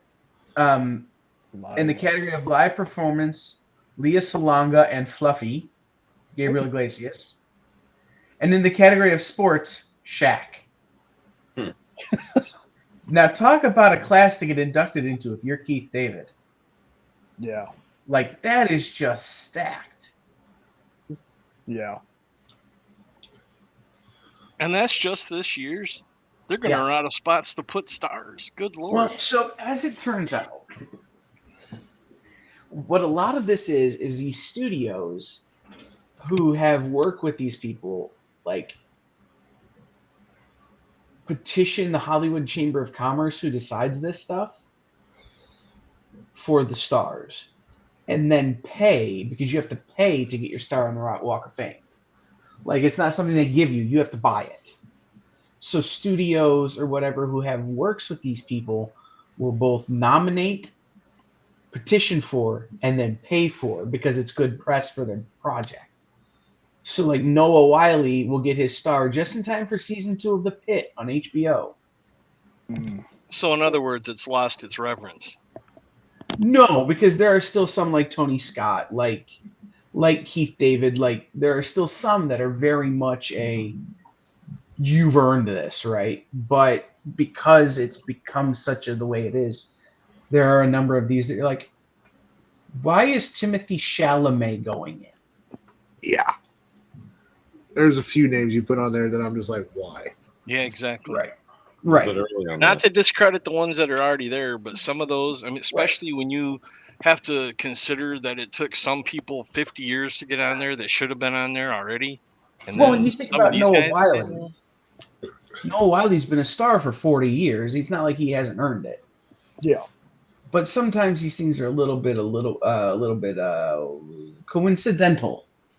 It's kind of like how the Rock and Roll Hall of Fame's become. Hey, Derek, what's going on, man? We could talk about Rock and Roll Hall of Fame another time as a voter. And that one, we don't need to get into that, Sean. That's okay. I'll just say that the greatest speech that I've heard in the last however many decades is the guitar player from Rush. Mm-hmm. So, anyway, moving So on. this was Nope's pick. Nope, do you remember? You remember the first time you watched this? As a kid, and probably should have been watching it, because it had to do with vengeance and there was so much violence and everything to do with this movie. But I mean, without reading anything before that, this is actually what made me start or bought a comic as a kid. This was actually one of my first things that I ever had reading as a kid, and tore that thing up and actually couldn't even remember. I still don't remember what number it was, but I know I read it quite a bit and then tore it up and haven't seen it since. But yeah, this movie, I mean, the CGI, everybody bags on it, but I thought it was great. Like Phable said, they nailed the cape. You know, I can't remember what building he was hanging off the side of, but it had that big old waffing, waving cape in the distance, and it looked like fluid almost. It was trippy, but blew my mind as a kid. And then John Leguizamo, he nailed that part, and he was, a thing of nightmares. Yep, and he's had chronic back pain ever since. From doing all the hunched over everything. Yep. I didn't know that. Yeah, John is so, I think, sometimes underappreciated for how brilliant he is. That's very true. And this movie also, like, on top of the, I can kind of see why people, CGI, it was just, again, the CGI for this was ahead of its time, but the practical effects that were used for this movie, like the character designs and everything, dude, the way that Spawn looks, I think he spends a little bit too much time out of the mask, but it's not for, here's this good looking guy we put behind a mask, so we got to keep showing his face off. This is like, look how awesome this dude looks without the mask on. Like, well, it's not even like he's pretty with the mask off, because he's, all charred up, even worse than Deadpool is. Yeah. Yeah, dude. This was 96, 97 for this, or maybe early. I can't remember exactly. Even? It might have Maybe been. it was 7. I just remember I was so excited. What? 7. Yeah, I was so excited when I heard they were making this. I was a little taken aback that it was as PG-13ish as it was. I don't remember the director's cut all that much. I know I watched it before, but I've watched the regular, this version more than the other one. But for me, if there's one thing I could say about it, for its time, I thought it was just one of those they were reaching a little too high. Like, outside of that, I enjoy the movie for what it is. Michael Jai White, or Jay White, he's always been one of those actors to where I'm like, this guy should be bigger, much like Scott Adkins. But, I was hoping this was going to be the movie that did it for him, but it wasn't. But that's all right. Like, again, this is a movie that I can pop in today. I can still watch it. I still enjoy it. I need to give this one a rewatch because this came out in the rental stores when I was in college, and I had read it and hell and demons and so I'm like, oh yeah, hell. But I didn't know anything about Spawn because I had walked away from comics because of college. I was just too busy, so I didn't know anything about Spawn. So I popped it in, and remember, I was young and cocky in college. When that stupid ass clown thing came out, and I'm like, you got to be kidding! This is what he's gonna fight. Mm-hmm. I turned it off, pulled it out, and took it back to the store and got a different movie. So now that I know what Spawn is and know something about it, I need to give it a rewatch because that's the only time I ever attempted to watch it. And when that clown came out, I'm like, this is the stupidest thing I've ever seen. And that was it for me. Okay, Phable, I give you that one. Yeah, they didn't look great, and you cut it off at the clown, which that means you didn't get to see him turn into the Violator. That sounds terrifying, but no, I didn't. The Violator. Was that written by Weinstein or McFarlane? But it was a Miramax, I think, wasn't it? Wow, I think so. I don't remember now. So, all right. So, for some of us, it holds up. Some of us need a rewatch on it. It was a valiant attempt. That's all I got to say on that. So let's skip to a movie that I know a lot of people are excited for.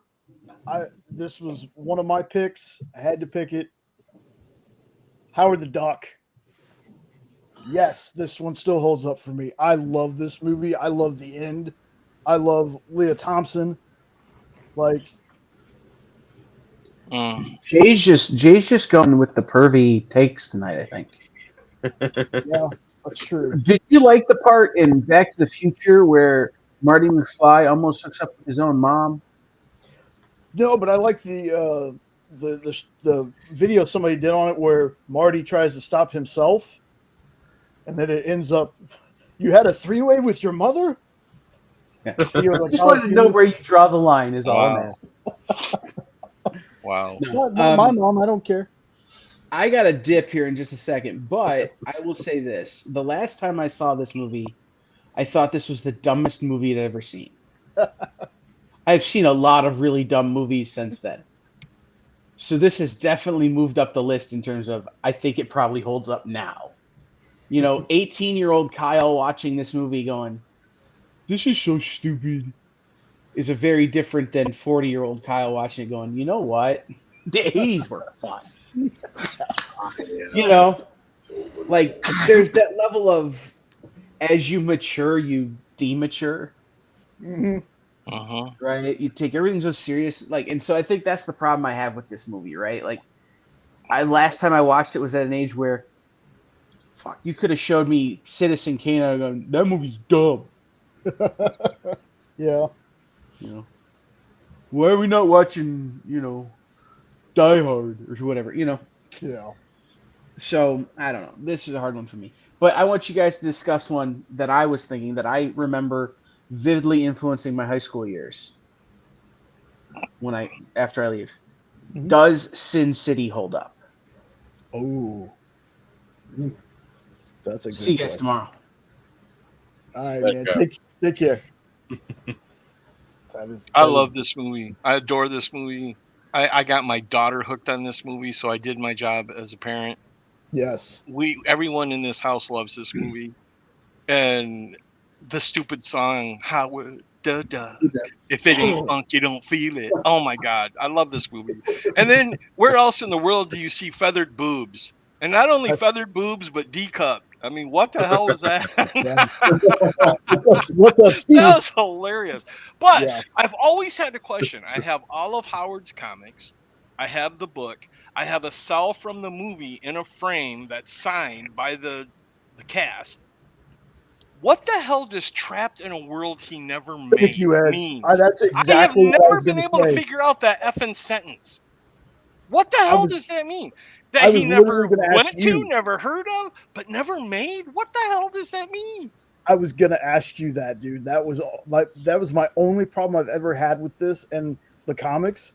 What does it mean? Does it mean he made his own world? I Like don't what? know. What the hell does that mean? Somebody in the chat that reads and is a fan of the Howard the Duck comics, please enlighten me. What does that mean?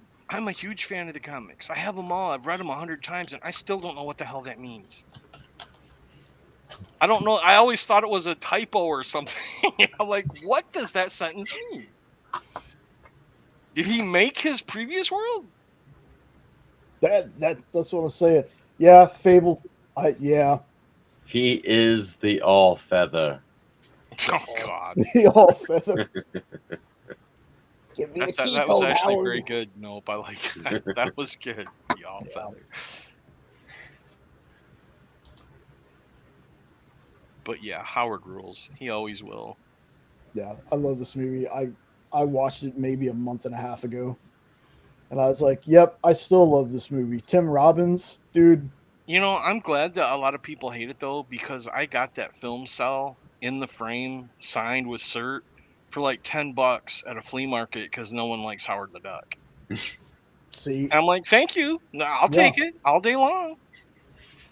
That That's was the hanging up in tagline my from- office. I love that. I that love was this the movie. tagline from Gerber from the first issue. That was the tagline from Gerber. I don't get it though. Right, It but what? makes no Yeah, sense. that's the thing. Like, Trapped in a world he never made. It'll be The one only- of those Kennedy mysteries for me. yeah, The only thing I could think of is like how you kind of trap your you make worlds up in your own head and your imagination, and he ends up stuck on a world that he didn't make. Is about the only thing I can think of. no, I think that's wrong, Sean. Okay, well, That's a good attempt, man, but I think that's wrong. What if Sean's right? What if Sean's right and I'm just like, no, dude, you're wrong. Come to find out, no, Sean's got it 100% right, dumbass. I do. Uh, We'll never know. We'll Maybe he never was know. famous in his first world. Well, he was. So Yeah. is that what they mean? Made That it? he never made it here? It's just that's such a weird tagline, and I've never understood it. Steve Gerber, Howard's creator. Okay.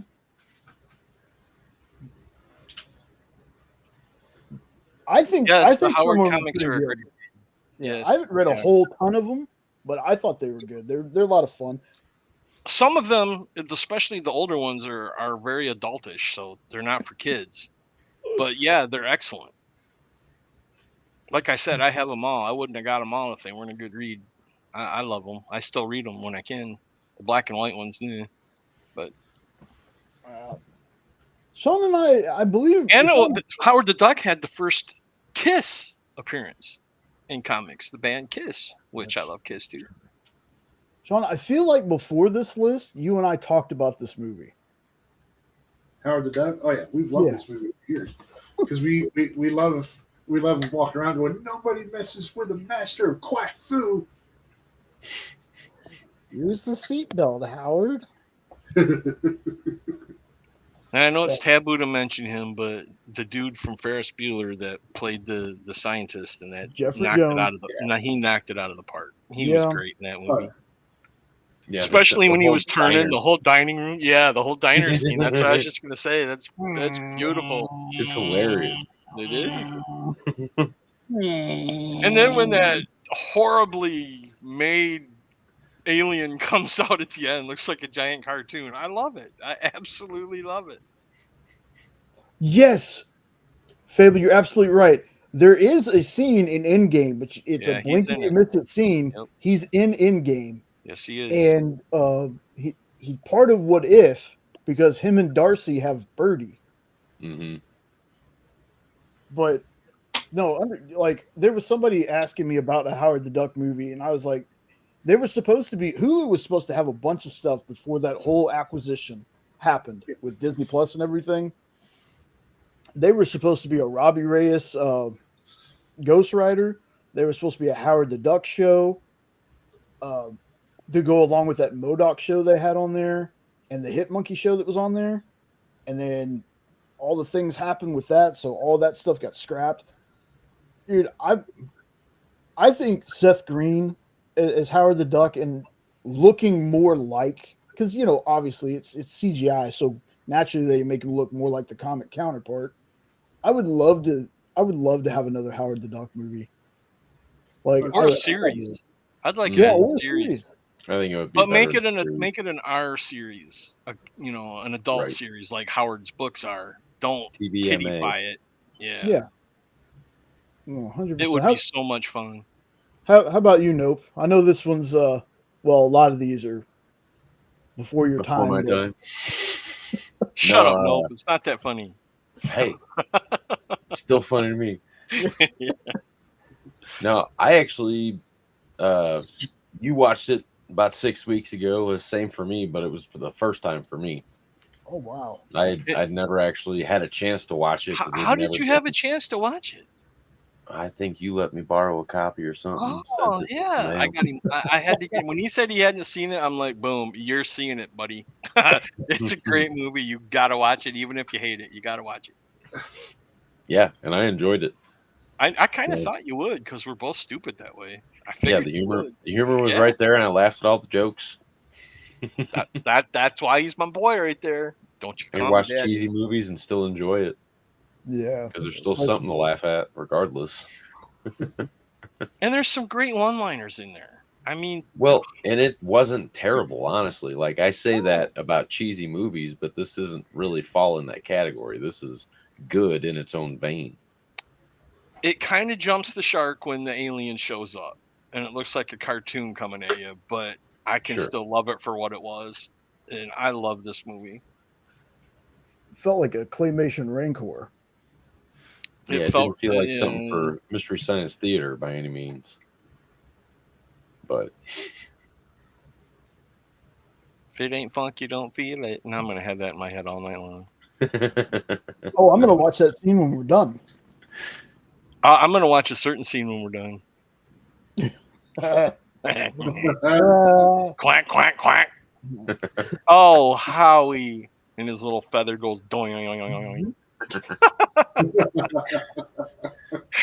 So good. Now, we're going from one of my childhood favorites to the second movie I had ever seen in theaters. First one, Ed and I were talking about this earlier. First movie I ever saw in theaters, my grandma took me to go see Crocodile Dundee. Everybody knows there's a certain scene in that movie. It's been burned in my brain since I was a kid. It's the alligator scene, I'll call it that. The first gator scene, or first croc scene. Oh, love that part of the movie. Talk about. Oh. Exactly. Exactly. Second movie my mom took me and my cousin Lisa to see was this one right here. This was another one of Sean's picks. Legendary, man. Legendary. This is my number one comic movie of all time. This and the second one are a tie. I live my life by quoting this movie one line at a time. So I'm gonna let y'all And talk about it. It's also about family. family. Family. I have always liked Cowabunga. Ha ha ha. I made a funny. Then there's the one that Jay does really well. Go. Go. Play. Tatsu, man. Tatsu was my dude. Yeah. Yeah, isn't the guy who does Splinter, isn't that who did his voice? I want to say it's Elmo, but it's gonna sound off. From 1990. Oh man. Yeah, it was Kevin Clash. Wow. Stop touching me, Elmo. Wow. Wow.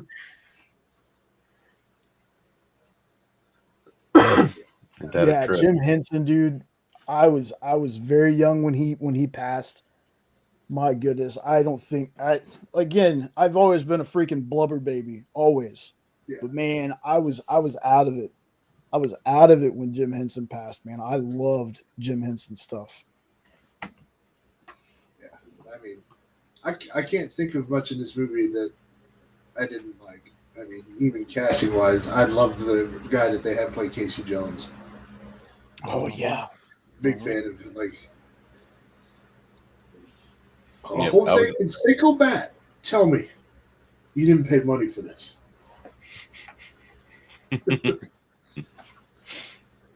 April was good too. Yep. Oh yeah. I wish they could have gotten her back for the second one. That's part of Yeah. why I didn't like the second one. Yeah, Yeah, But I love the can- first one. Like I love the second one almost as much, but I could definitely say that the April recast was weak. Yeah, I But I think I think was they too got- young to realize the recast. Yeah, it went from Judith Haig to Paige Turco. Yeah, And then- I know that now, but as a kid, I did not realize that. Well, the only reason I did was kind of like watching Star Wars, right? When you watch A New Hope, and then you go and you watch Empire. For a split second there, you're like, did they recast Luke? Right, because of the motorcycle accident. Mhm. Yeah. Mhm. Which has begged my question for a long time now, because there are pictures of Sebastian Stan, the Winter Soldier.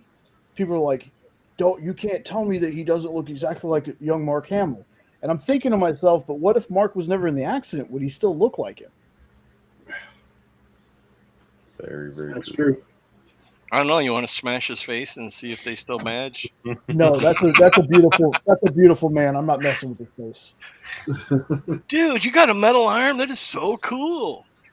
I don't know if you've ever been in a fight before, but there's usually not this much talking. Yep. And Lorena, that's dedication right there.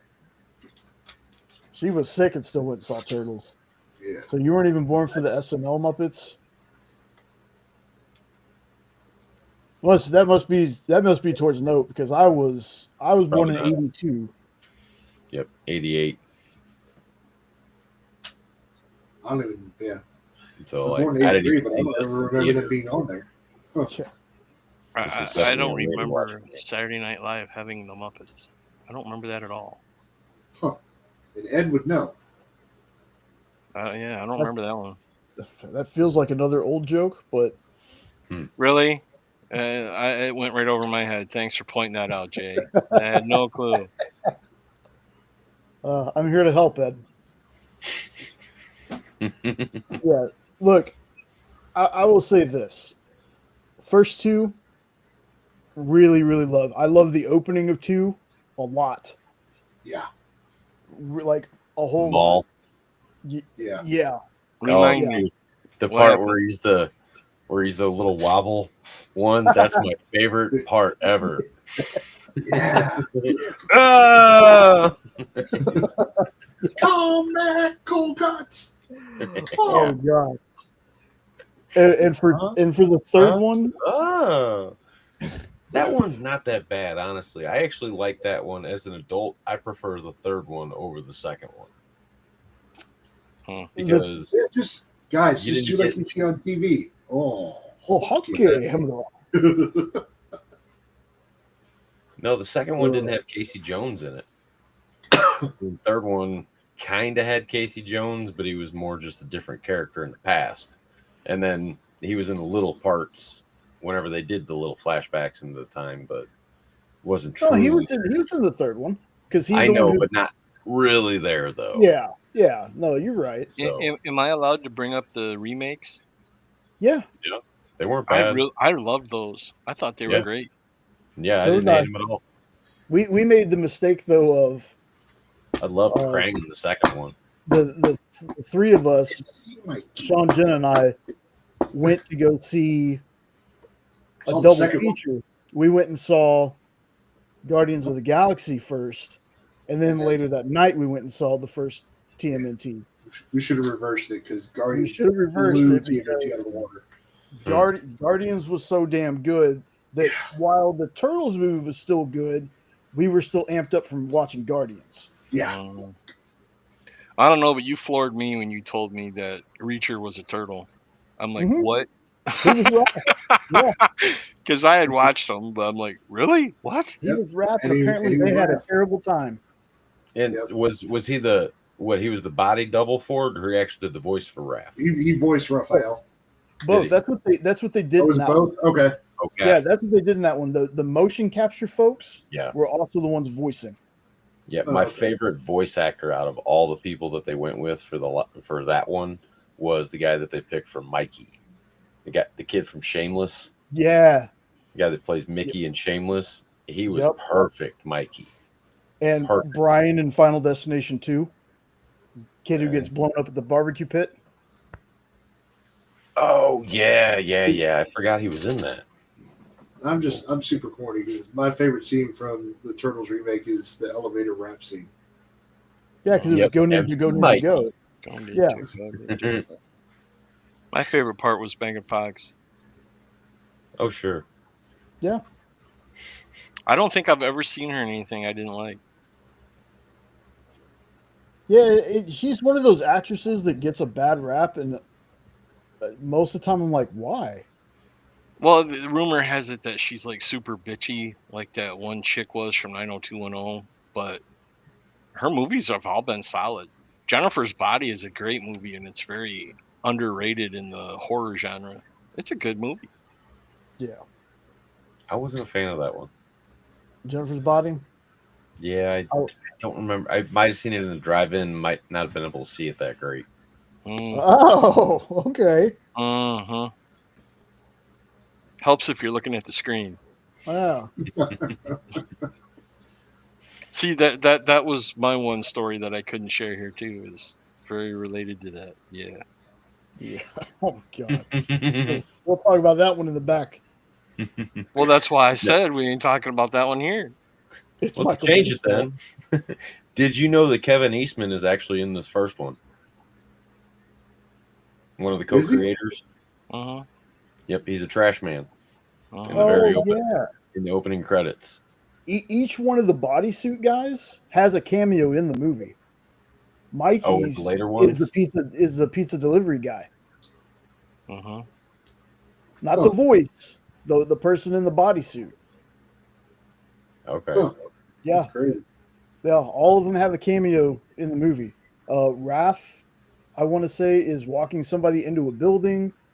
Leo or Donnie is the cab driver or somebody in the cab. Okay. Like, yeah. So they have a cameo scene outside of in the bodysuit parts. Okay. Yeah. Splinters in the cheese store. Too easy. That's Well, Yeah, yeah. you know. Turtles holds up. I have yet to see Mutant Mayhem. I know they're making a second one of that. That one's good. I got in trouble for that one. That one Mutant released. Mayhem. Yeah, that one released on streaming. My old lady, I think it was a couple days after it came out. She's like, "Hey, did you see that there's a new Ninja Turtles on streaming?" I go, "Yeah." No. You want to watch it? I go, "I already watched it." She's like, Oh no. Oh It's no! like- You never say that. You just say sure.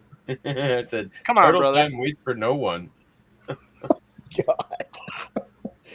Oh. Snooze, you lose, bitch. Hey, he was out of town. The new video game based around that universe is actually pretty good too. Is it? We're kind of playing it a little bit.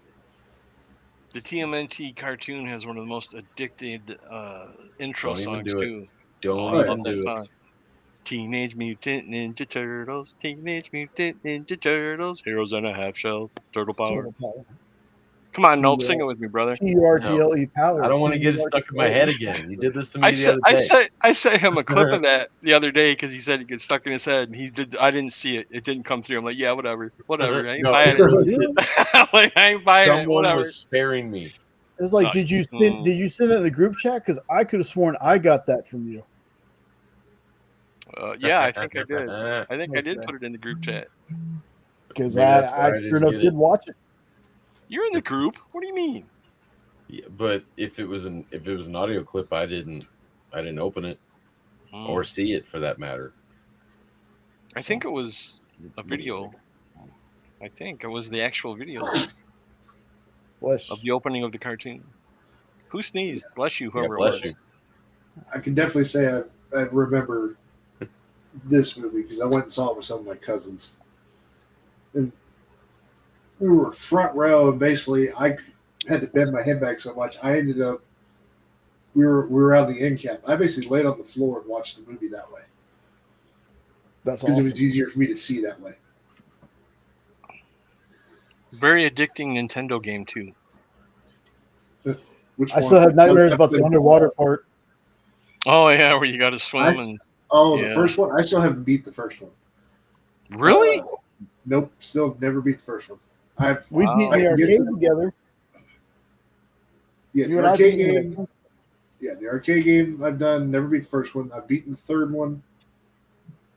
Beat 4, and I beat Turtles in Time. Turtles in Super Time, man. But I've never beat the original. Safe to say, this one definitely holds up. This is Oh, an for all. sure. This is an all-timer. Period. The first one definitely, absolutely. After that, not so much, but this one, absolutely. All right, let's see. This one's too small, and I don't remember which. That's what she said. Oh, you just beat me to it. Swamp Thing. Swamp Thing. Yo, I- love these movies. I'm just gonna jump out real quick because let y'all hype it up. I've never seen this. Oh, Really? I got I didn't you. even know because I remember the show that they had. Well, Dude, Sean, The recent one. if you get my innuendo, there's a couple of really good reasons you need to watch this movie. Meh. No, I'm trying to think. There was a TV show, right? There was a TV show. There was actually a cartoon Yeah, where but it I was the remember- Wild Thing theme, but they said Swamp Thing instead. Yeah, I didn't But know I This remember is that. actually this is But I'm actually talking- Wes Craven too. yeah. I'm talking Oh, about is it? the live action show because I want to say whoever I thought plays him is not the guy that played him. Huh. I'm trying to remember who actually played him. Yeah, this was on Tubi, wasn't it? Around the same That was time the the show that was was. the series. Oh, I don't know. Sean, are you talking about Derek Mears? Is that It's who on played him? apps. Is that who played him? In the 2019 show? No, the show from like the 80s. Oh God. Oh. I didn't even know there was an old show like that. Unless, like I said, unless I'm getting it mixed up. I thought there was. I think there was a Swamp Thing TV show. Or unless it is the movie. It Actually, okay. It is the Swamp movie. Thing on Sci-Fi, 3 seasons, 1990. Yeah, that's the never saw cartoon those. though, right? Dick Durek. Dick Durick. I'm pretty sure he was one of the bullies in the first. Yes, Phable. Yes, I second that. I love her in the fog too. I thought he was one of the bullies in Revenge of the Nerds. Maybe I'm thinking of somebody else. All right. Anyway, so I don't remember this one, so I'm going to step out and let y'all hype this movie up to everybody else now. Okay. Yep. I got what you were saying. Autocorrect is a bitch, man. I know. I like this one. I like the one with Heather Locklear. I never saw that one. That was the second one. I've seen this one a bunch of times. The suit, a little campy. I was kind of, they didn't put any tubers on there, which I thought was awkward. But for the time it came out, it was decent. It's one of those evil pleasure type movies that you watch. Is it gonna win awards? No. It's not the greatest movie ever, but it's one of those that it's fun to watch. And it's so campy at times that you gotta chuckle. It's a good movie. It's a good watch. I think it holds up for a couple of reasons. So you had Ray Wise as Alec Holland. uh-huh. You had Lewis Jordan as Arcane. Yeah. See, Now when Arcane drank the syrup and turned into that god awful Wolfman, that's where it jumped the shark for me. Because that was terrible. That whole Wolfman part was, he had Swamp Man's body, and then they literally put like wolf head with like um fur strap down his back, and it was looked like a Halloween mask, and that's exactly what it was. Didn't blink, its eyes never moved, it stayed still. I don't know why they did that. If they hadn't done that, this movie would have been much higher.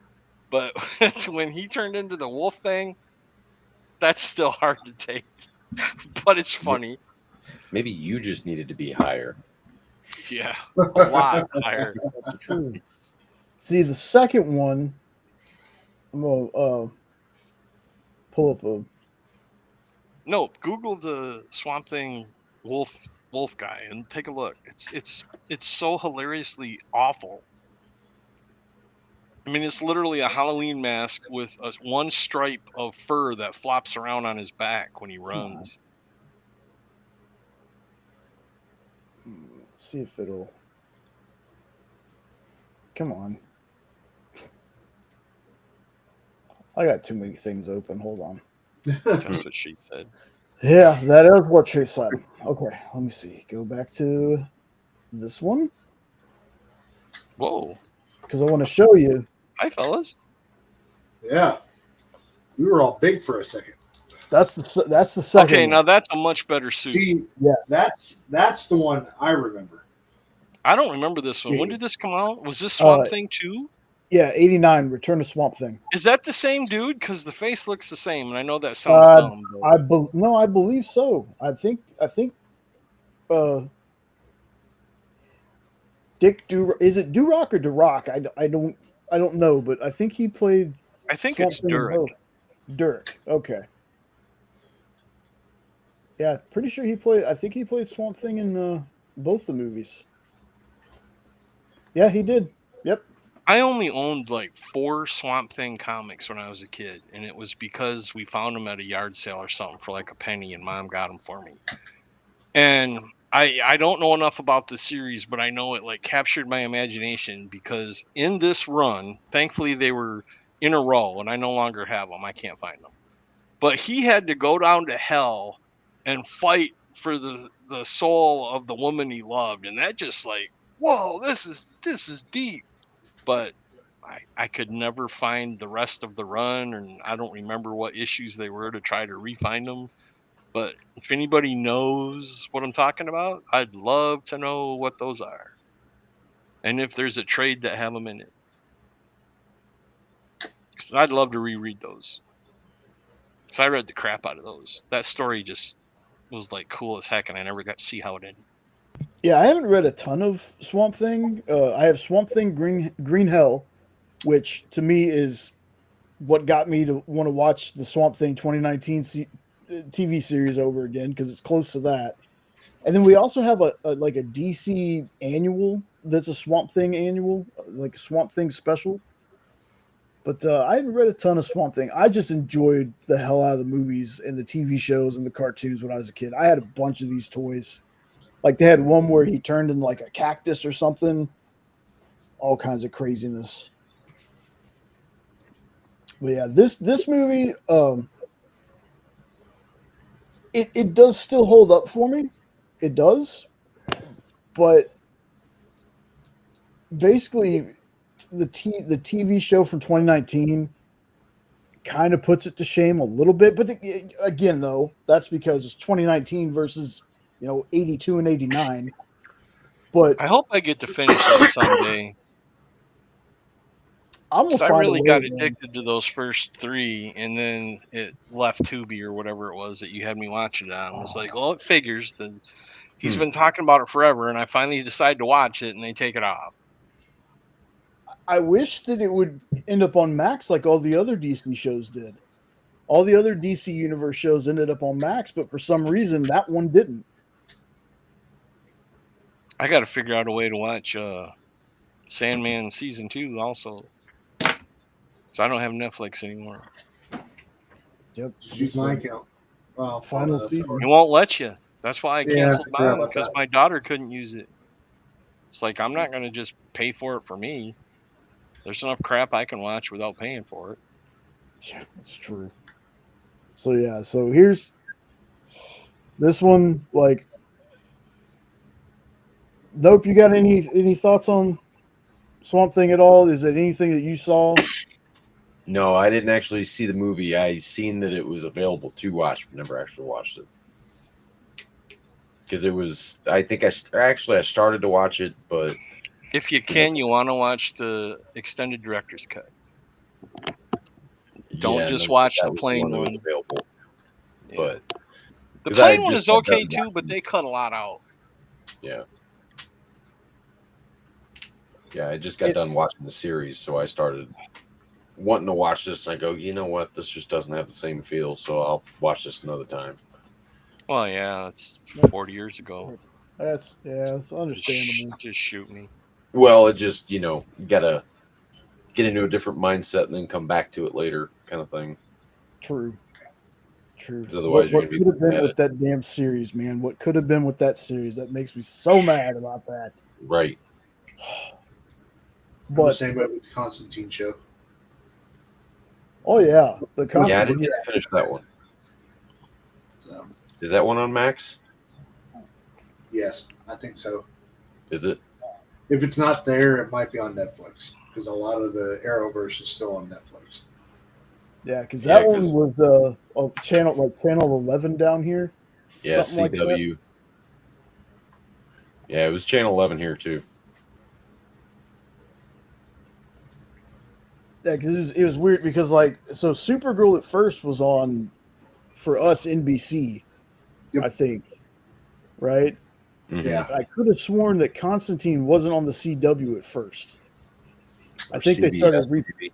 I think it was like CBS or something like that. And then they canceled it. We have the unaired pilot. The unaired. NBC. Oh, it was NBC. Okay. Yeah. Okay. We had the unaired pilot that's very different from the original from the pilot that was shown on TV, and then Matt Ryan getting to play that character after they canceled Constantine, not only in the animated stuff, but That was weird. Is that Nope's mic? we're past the hour and a half. Yeah, I think it is. It's his mic. It was CBS for Supergirl. Okay. It's doing the static crinkle. Goodness. That is funny how it's almost. Well, no, we're 2 hours in. We're past the hour and a half. Yeah. Yeah, that's what I was saying. I thought maybe it wasn't him because we were past the hour and a half mark. Dude, him and I were editing and stuff for like 4 hours the other day together, and it never did it. So it's just crazy. Yeah.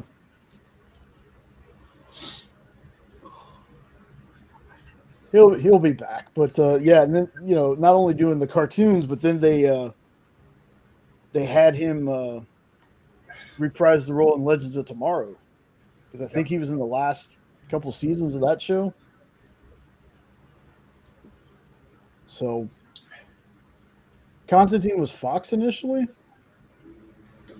No, it was CBS or NBC. I'm sorry. I think. Yeah, it was NBC. It was never Fox. That I remember, anyways. Who knows, man? That show got bumped around so many different freaking times. Well, yeah. Anyway, going back to the list, we still got a couple more to go through. Y'all knew I was going to put this one on. One of my favorite posters from this movie, Superman the movie. Yeah. I can definitely say this one still holds up because I watched it maybe a week ago. I I love this movie so much, y'all. This is the movie, and again, y'all know me. I repeat myself all the time. This is the movie that when I was shown as a kid, this started my love of superheroes. Like this was around the same time I was watching like Dukes of Hazzard and stuff like that. But first time I was shown this, I was like 3 or 4, and I was just totally enamored with it, and have been a Superman fan ever since. Then when I learned, oh man, they make comics with this guy, it was over for me. It was over for me. I still to this day collect Superman comics. Like this movie is just like it's not perfect. I will never say it's perfect, but this this is the movie for me. This is the movie that got me started.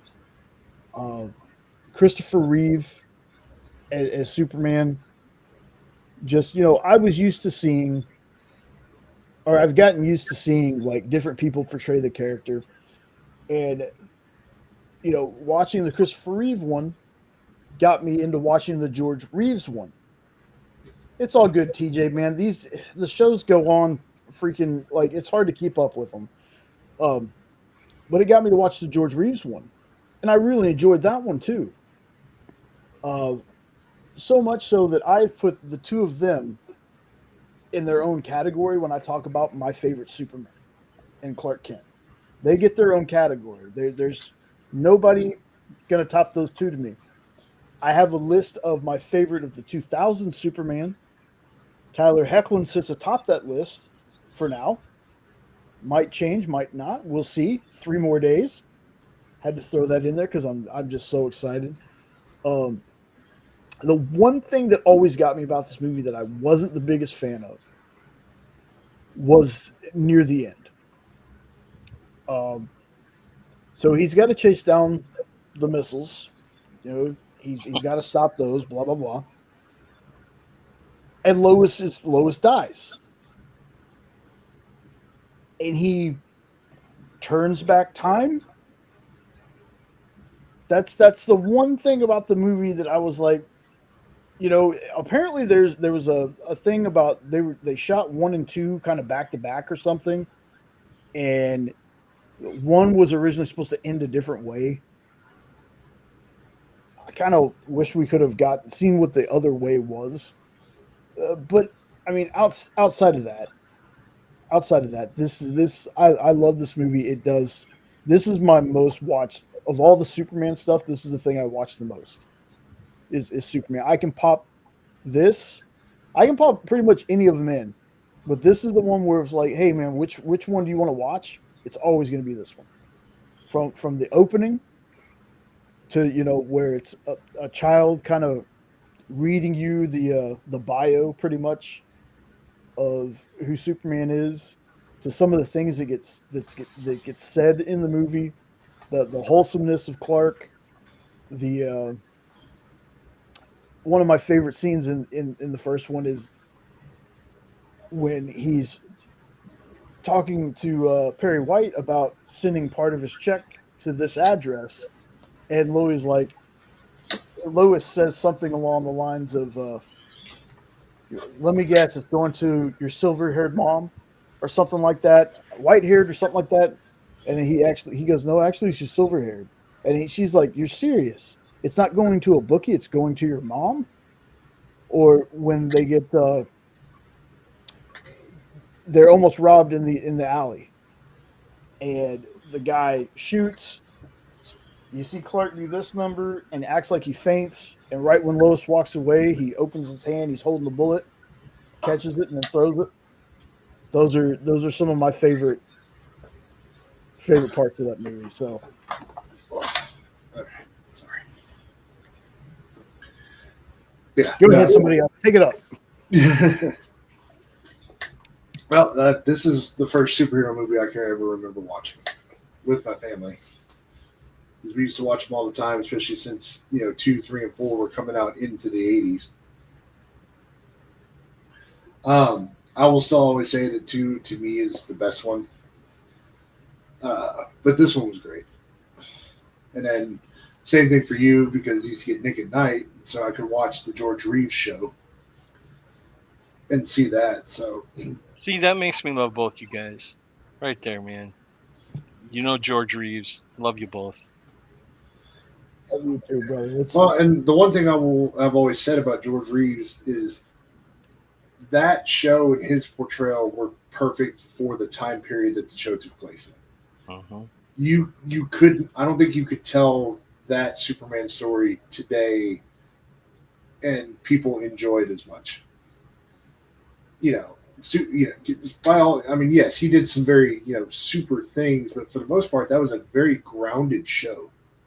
That's what I love about it still today. You know, I love that they keep it, and that's why I like the Batman movie so much too, is because it's grounded. I Yeah. mean, it's grounded as much as it can be for a dude that has godlike powers. But like when I think one of the most from the George Reeves show, like one of the most outrageous things you could think of seeing is when he phased through the wall for the guy that was in a cube. To try and ride out some kind of statute of limitations where he couldn't be arrested.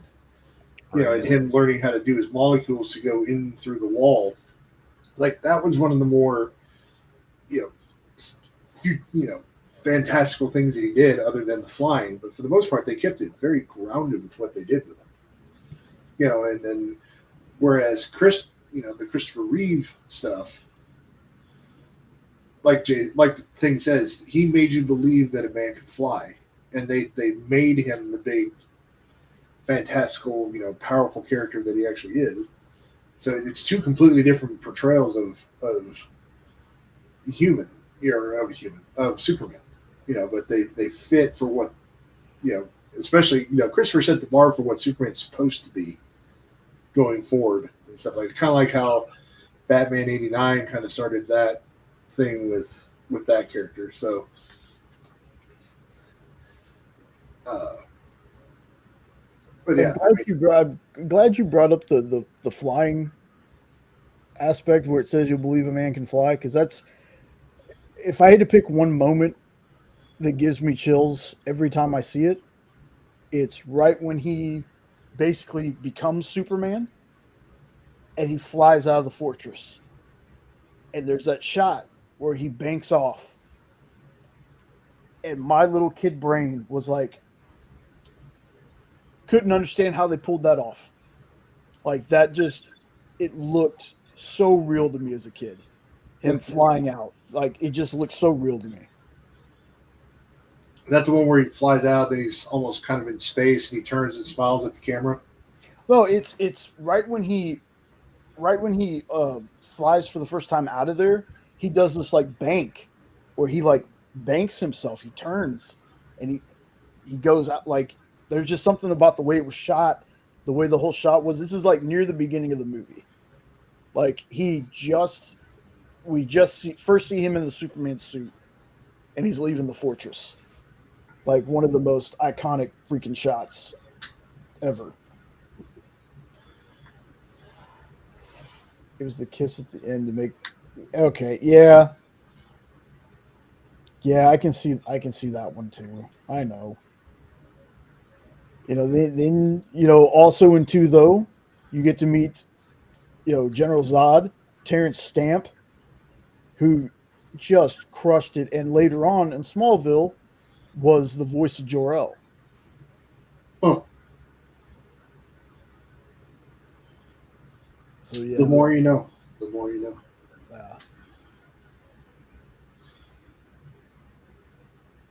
Now, I know that for you, dude, I don't want to pee in your pudding 3 days before the Superman movie comes out. No. You're good, man. Because I understand.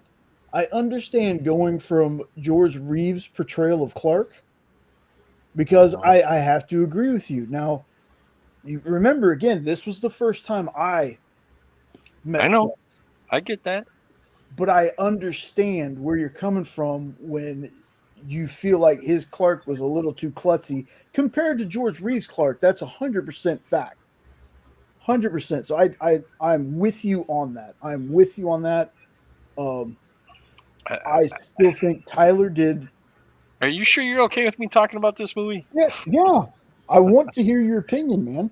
I hated this movie when I first saw it as a kid, and I still don't like it today. I can't stand his portrayal of Clark, like you said. And there's so much of it that just doesn't even make sense. I did not like the casting for Lois. I couldn't stand her smoker's cracky voice thing, and she wasn't even attractive really for Superman to fall in love with or whatever. And what they did with Lex Luthor, like Dan has said so many times, he was just a real estate wannabe. And it made no sense that he had a hard time catching the missiles and couldn't get to Lois to save her, but then he can fly around the world in 1/1000th of a second a million times to travel back in time. It just, none of it made sense. The plot was weird. And honestly, of all the Supermans I've ever watched, don't hate me, Chris Reeve is my least favorite. I do not like him. He plays it very feminine. And when he's Clark, he acts like a bumbling moron. And it never clicked with me. Now, Superman 2, I really did like that because there was less of the lovey-dovey crap that they had in the first one. And I enjoyed watching the three supervillains. I'll be honest with you, I kind of liked it when they were kicking his butt because that's how I felt about him. But then at the end, this has always bothered me, and I've always mentioned it to you. I didn't like when he crushed Zod's or General Zod's hand. I don't think he had to do that. He took his powers away, and the Superman that I grew up with wouldn't intentionally crush someone's hand and then kill them. And the Superman that I grew up with knowing would never go back to a bar with his superpowers just to beat a dude up that kicked his ass because for some reason when he lost his powers, he didn't remember how to fight anymore. So those are my only problems with the second one. But overall, I really like the second one. But that first one, I can't do it. I've tried as older. Just not for me. Now, Superman and Lois, I love it. This new movie, I am so looking forward to it.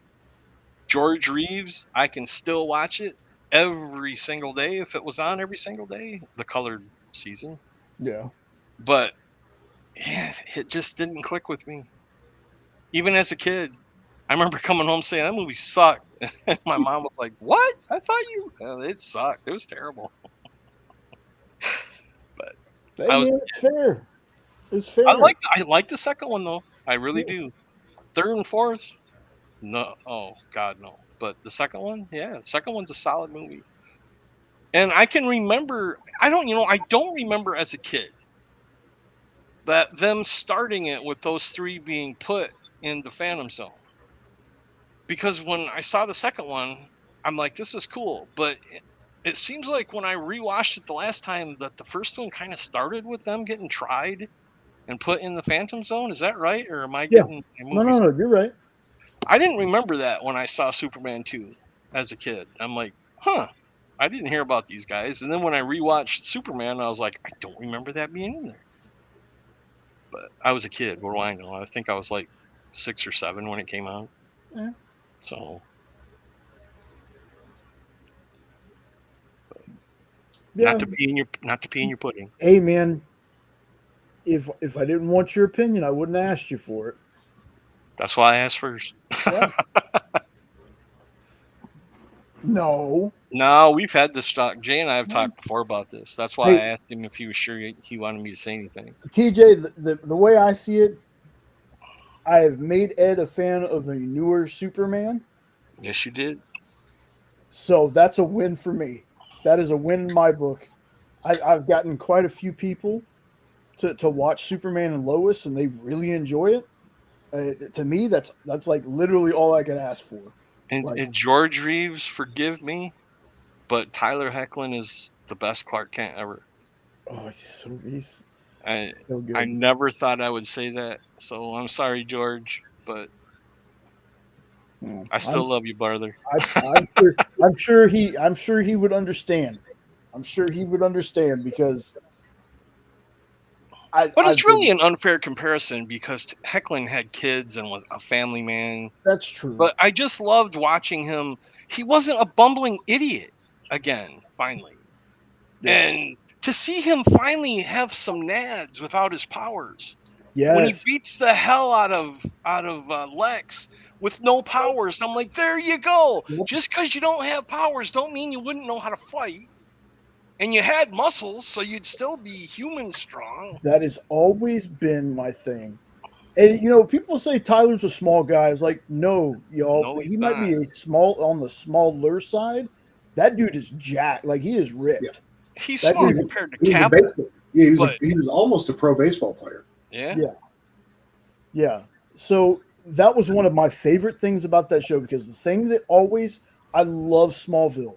Do not get me wrong, but you are not going to convince me that a country boy that big wouldn't know how to fight at least a little bit. Because every time Clark lost his powers in that show, he got his ass whooped constantly. Constantly. It wasn't until like season 8 where he didn't have his powers for once and could fight back. Mhm. And I've always been like, dude, big old corn-fed boy like that. I don't understand Clark is basically nothing without his powers. Yeah. Never got that. Never got that. But having Tyler's version walk out onto that street, you know, the red lights come on, depowers him.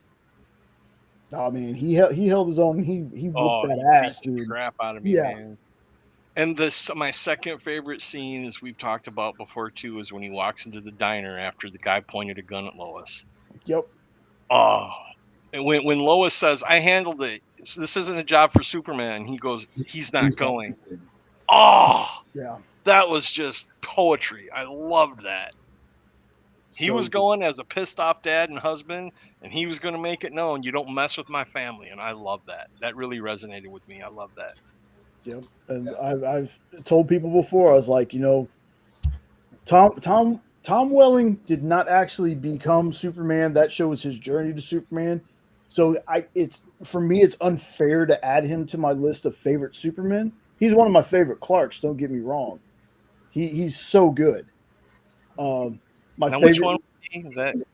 Tom Welling is Smallville. Smallville? I Yeah. haven't seen that one. Michael Rosenbaum so far is still my top Lex, and that's only because I don't feel like I had enough time with Michael Cudlitz's Lex. I would have loved another season or two with him. But Michael Cudlitz did an amazing job. Now, it surprises people when I tell them Tyler has become. Later, Hey, TJ. TJ, thanks for stopping by, man. I appreciate it.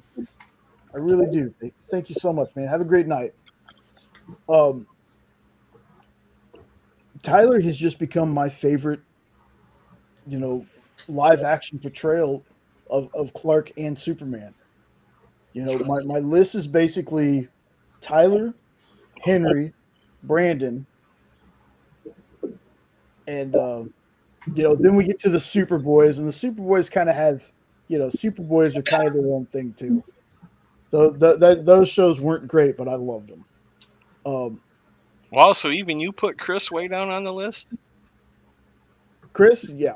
Christopher Reeve, yeah. Well, no. Christopher Reeve and George Reeves have their own section. Those are, Okay. Well, I was going to say, you surprised me with that one because you No. didn't even put him in your top 5. I'm like, wow, I thought you loved that dude. when I name my favorite Superman now, it's of the 2000s. Gotcha. Chris and George, they get their own shelf for me. Nobody's That's ever fair. topping those two for me. So Brandon over Tom, though, huh? Brandon over Tom, but only because Tom wasn't really Superman. Gotcha. That was more of the journey. Yeah. I like Brandon. And Brandon, like Brandon was a good Superman. Brandon was so good, and I'm so glad that in the Crisis episodes, Yes. He got he to come got back. to his Kingdom Come Superman. Kingdom Come. That suit is so That's the awesome. best live action suit. Yeah, Yeah. that It's his Kingdom Come suit. is great. Yep, That I suit is agree. great. Now, no, David's not on the list yet, folks. I know, but the thing is, do I think he looks like Superman? Absolutely, but I think almost everybody who puts on the suit and portrays Superman looks like Superman. That's, again, I'm just such a show for the dude. I am not going to say anything that's going to hurt anything, but I got to see the 30-minute preview. Mhm. Dude, I can't wait to see this movie. Yeah. So I'm not going to say anything about it, but I love that movie. There's a 30-minute that- preview. There is. Yeah, they've started kind of doing all these clips. I'm like, I've just stopped watching them. When did that happen? A little while ago. it was a fan thing in Brazil, I think, or someplace. It was somewhere, and it got out.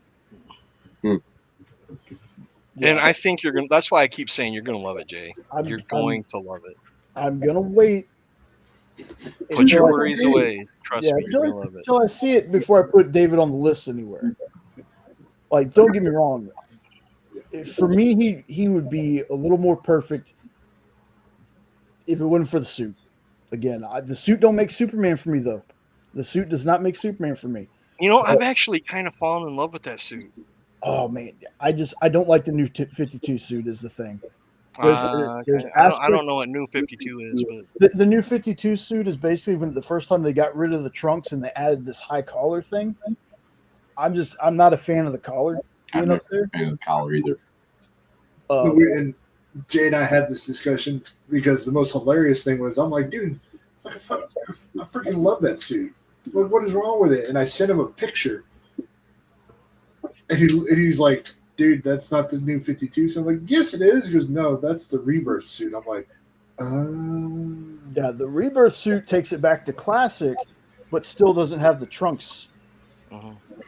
So when that first picture was released of him putting his shoe on with whatever that is in the sky, when I saw the suit, I'm like, what the hell are they doing? But after the clips I've seen and the trailers I've seen, and I actually like it now. It works. It's grown on me. yeah. Shorts, yeah. I think Jay's the only person that hasn't really grown on. It will after Tuesday. Well, But- like I said, it hasn't yet, but the suit is just Superman has had some suits in the past that I haven't liked either. But see, I like Tyler's suit when he was on Supergirl, and you didn't like the cape on that one or something. No, or somebody I didn't. didn't. I liked that one. I didn't like the side shoulder things. I liked it. I thought it was cool. Something different. It made more sense than just coming out of your back of your neck. No, I can 100% agree with that. It's just for some reason the aesthetic of it I just didn't like. Now, the things that I do like about the suit though are the weirdest things. I like the boots. I don't mind the trunks being back, even though it took me forever to get used to the trunks being gone. And then them putting the S back on the back of the cape. When it comes to the collar thing, though, when they did it on Melissa Benoist's Supergirl suit later on, when they had her do the full-on bodysuit versus the skirt, that worked for her, but it doesn't work on Superman, and I don't know why. Well, that's just like going back to, let's say, the Flash movie. I really like Sasha Calle's suit. Yeah. I actually didn't mind Sasha Calle as Supergirl either, that version of her. All right, now share with the class. Who the heck is Kasha Shaye and what's it on? Or Sasha Calle she played Supergirl in the Flash movie. Oh yeah.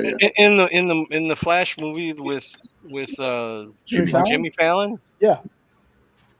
Why do I not remember Supergirl being in that movie? Oh yeah, she landed with Christopher Reeve or something, right? No, well that was Helen Slater Supergirl. This was the Supergirl that was in the movie with them. Basically what they did with her is instead of giving, because they didn't have Henry back, you remember in Flashpoint Paradox where they find Clark being kept in captivity? They find her instead of Clark, so they find Supergirl. That's who they find. Yeah. But yeah, her suit looked great. Can you pop her up or not? Yeah, hold on just a second.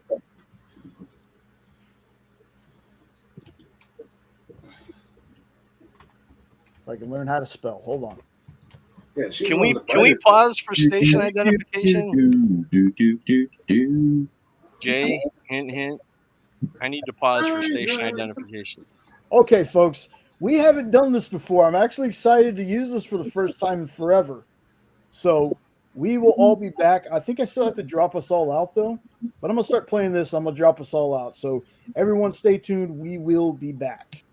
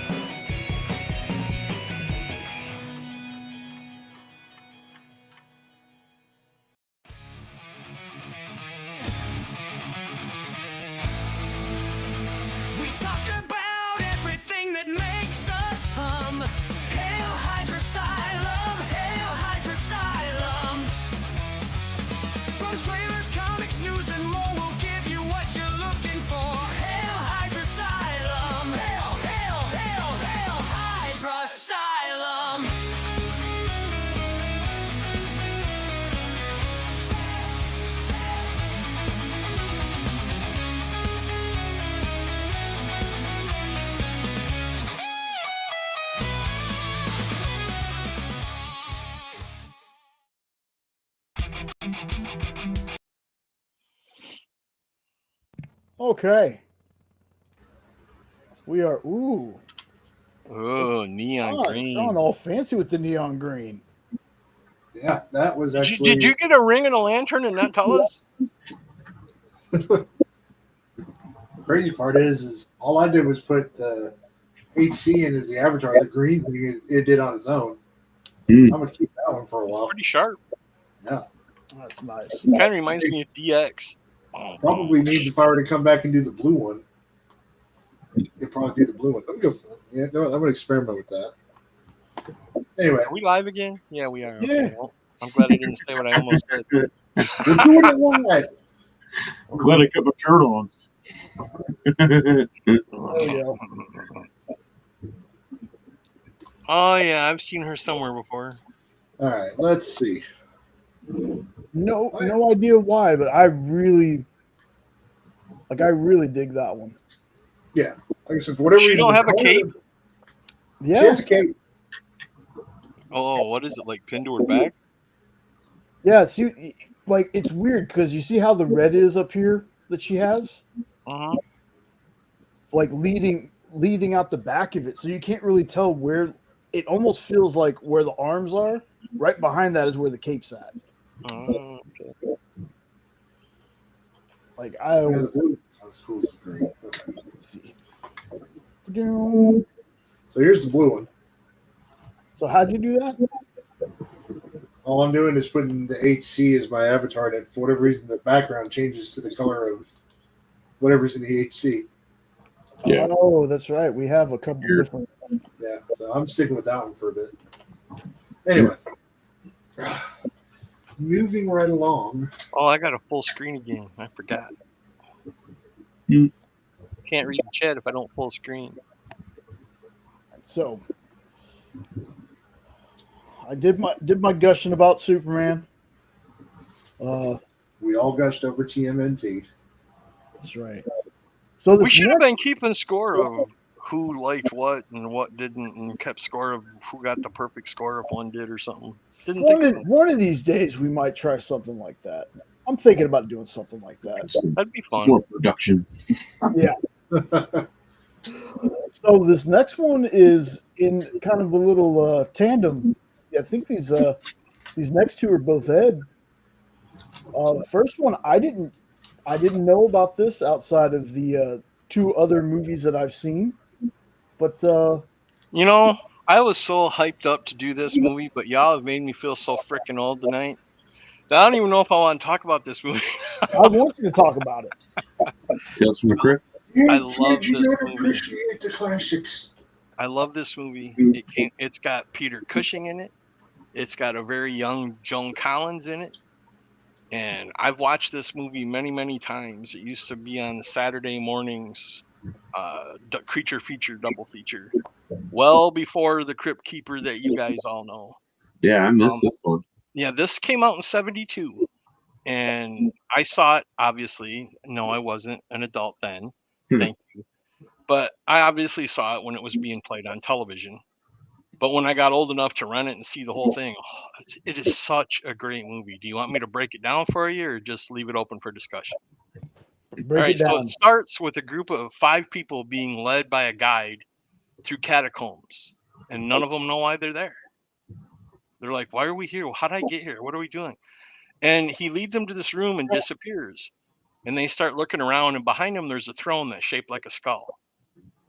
And they start talking, and all of a sudden they hear a voice, and they look, and here's a dude in a hood looking like Obi-Wan Kenobi, kind of.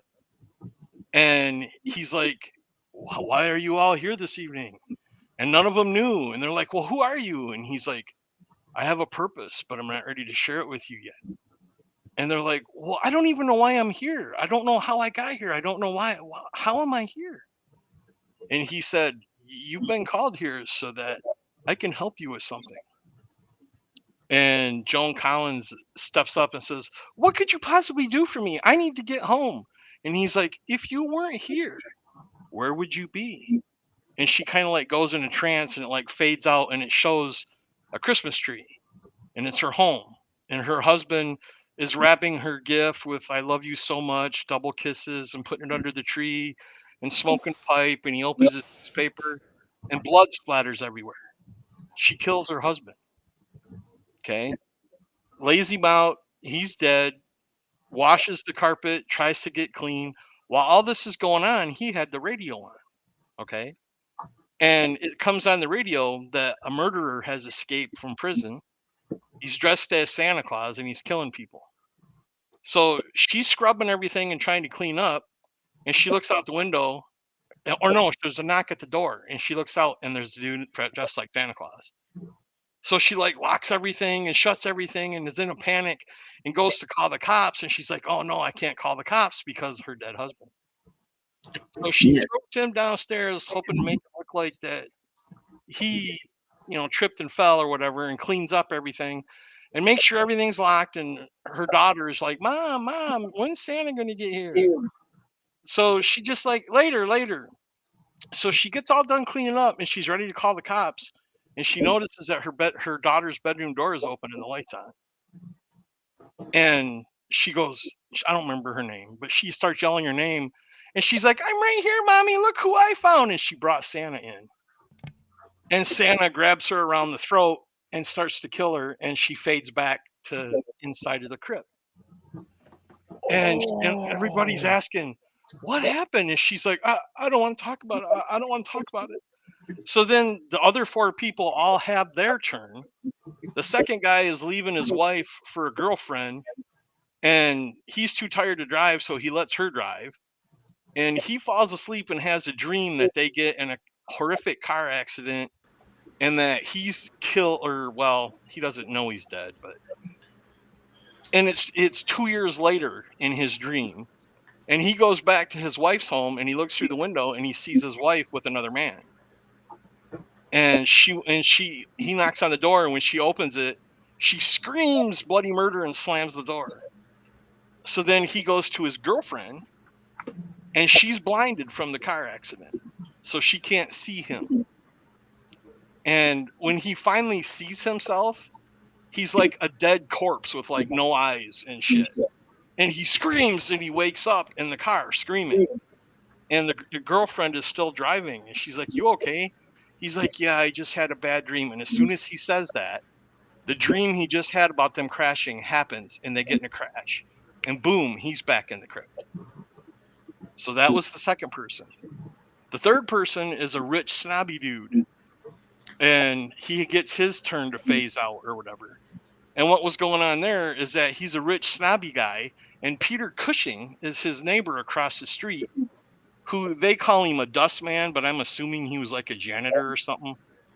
And all the kids loved him. And he had a bunch of dogs that he loved. And he would read to kids and everything. But the rich, snobby dude thought he was blight to the neighborhood and was bringing down his property values. And he'd been trying to get him to sell, and he wouldn't. So he goes over to like the mayor's yard and digs up all of his flowers and throws them all over the place and blames Peter Cushing's dogs because he wants him to move out. So the cops come and get Peter Cushing's dogs. So Peter Cushing loses his dogs, and now he's all distraught, but he still doesn't sell and leave. So then this dude on Valentine's Day sends him a bunch of fake. Yeah. Somebody say wait. Oh, okay. I thought somebody said wait. So this dude sends him a bunch of fake Valentines with these little rhymes about how they hate him and wish he would move. And one of them was about him being in the water, and they didn't put drown at the end, but it's the only word that could rhyme with the word that was above it. So Peter Cushing's reading all these things. And then all of a sudden, no one's seen him or heard him. So the rich dude goes across the street to see what's going on. And when he goes into the guy's house, the guy's house is actually immaculate. So he wasn't a dirty slob like he thought he was. But he finds him hanging. He had hung himself because of the Valentines. The Valentines were on the floor. So then they skip ahead a year. And it's Valentine's Day. And the rich dude opens up his desk drawer and sees the Valentines. And he's like, oh, it's been a year ago. And he just takes them and throws them in the fire. So as he sits back down to have his meal, they go to the graveyard. And you see a hand coming up out of the grave. And Peter Cushing comes up looking like the coolest zombie that Peter Cushing could ever look like. Goes to the dude's house and you see blood. And then you see the rich dude's dad come in and find blood everywhere. And there's like there's this card like folded over. And it was a Valentine's note written in blood. And I don't remember what the word was, but it rhymes with heart. But it's something like it ended with, and now you don't have no ... And when the guy opened it, the dude's heart's sitting there. He had ripped the heart out of the dude's chest. So now he wakes up, and that was his turn. Okay. So the fourth one steps up, and are you familiar with the monkey's paw at all? Okay. Well, the same thing kind of happens. There's this really rich guy, and they even mention the monkey's paw in it. But there's a rich guy who finds out he's going bankrupt. And his wife is all distraught, and he's distraught, and they're going to go to jail and whatever. They don't tell you why. I don't think. It's been a while since I saw this. But she looks at one of the statues, and she notices there's writing on it. And it was something like, I can give you 3 wishes, but be careful what you wish for, kind of thing. And the husband laughs it off, and she grabs it, and she's like, I wish I had a bunch of money. And the husband just laughs. And then the phone rings, and it's his lawyer, and he's like, I need to talk to you. So he's like, he talks to the guy on the phone. You don't know what's said. He's like, honey, I got to leave. The lawyer wants to talk to me for a minute. And she's like, okay, well, be careful. Well, he gets in his car and drives away, and a skeleton on a motorcycle comes up from behind him, causes him to crash. She gets a call from the lawyer that he's dead. So she's all distraught, but he had super life insurance. So she got a ton of money. So she was like, oh, God, the wish worked. That's what they meant by be smart. So then she grabs it and says, I wish my husband was back exactly the way he was just before the accident. She sets the statue down. The lawyer's still in the house with her. There's a knock on the door. These 4 dudes come in with a casket and sit the casket down. And they're like, she's like, what happened? What happened? He was supposed to be before the accident. And he's like, well, come to find out, he didn't die from the accident. He had a heart attack because he looked in the rearview mirror and saw the skeleton. So he's still dead. She said just before the accident. So he died before the accident. So now he's dead. So then she grabs it, and the lawyer's like, don't make another wish. Just stop. Just stop.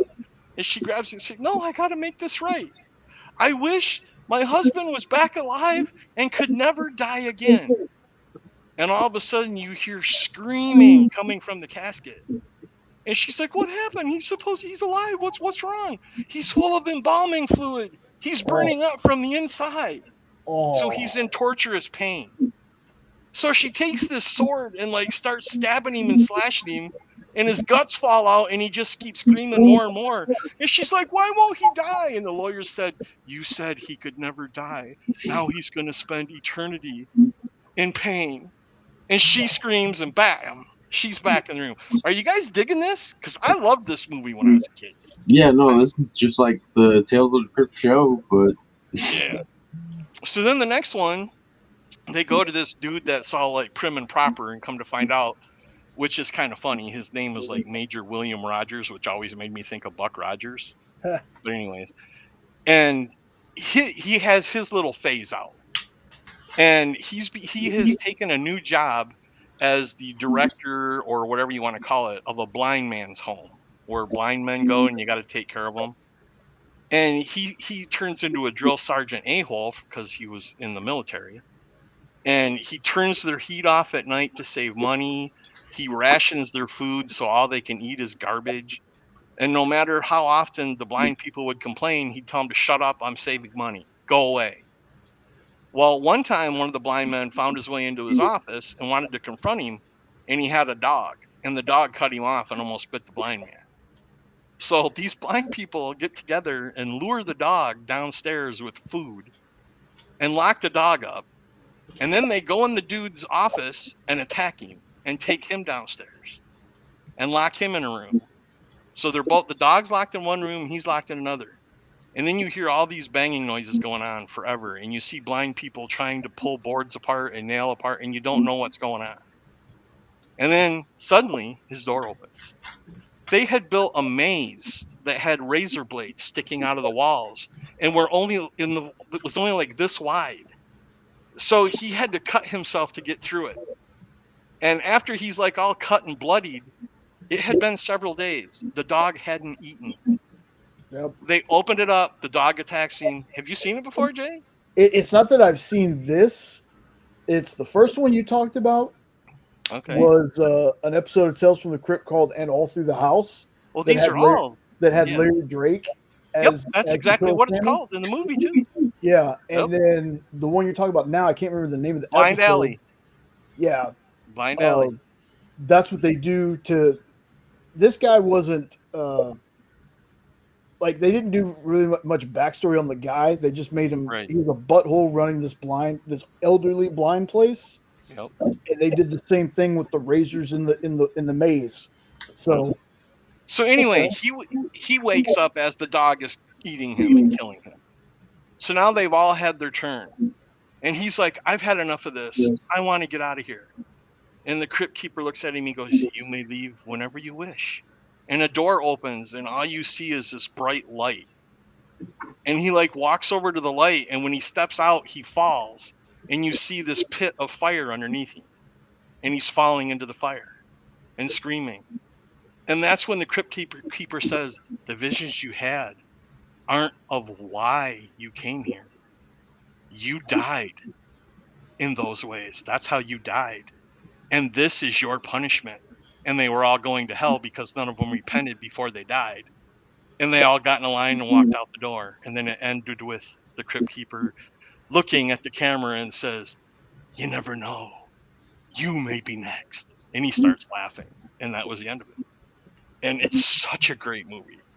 Now, mind you, it's 70s horror, but I still love it to this day. I'll eat that up all day long. Yeah, I would totally watch that. It's worth a watch if you've never seen it, even though I just spoiled the hell out of it. But it's a 50-year-old movie or 60-year-old movie because it's older than me. So right. But I still would recommend watching it. They remade. I don't know if they made the ones in the middle that you're talking about, if they remade those for the newer Tales from the Crypt, but I know the first one and the last one you were talking about, I remember seeing those episodes. The first one was called All Through the House, like Christmas. The second one was like The Reflections of Death. That's where the dude left his wife. And then the one with Peter Cushing, I can't remember what that one was called. It's something like Poetic Justice or something like that, because the guy got what he deserved in the end. And then there was Blind Alleys, and they were all just and the other one was the Monkey's Paw, but that's not what they called it. But they even mentioned that in the episode, that's what the episode was based on, but I don't remember. I think it's something like Careful What You Wish For or something. But these were all real stories in the Tales from the Crypt comic or magazine or whatever you want to call it before this movie came out. So, but I love it. I like this version better than the newer ones. And the newer ones are fantastic, but I really love this version. And it's in color, so I can still rewatch it.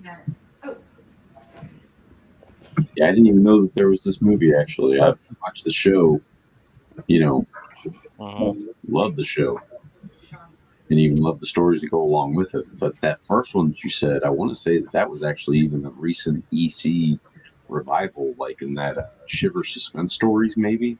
Could have been. Because that was a Christmas time. If you can enjoy 70s horror, give this one a try, even though I just spoiled it. Yeah, I'll still give this one a try for sure. I love this one. I own this one, and I watch it every year around Halloween time.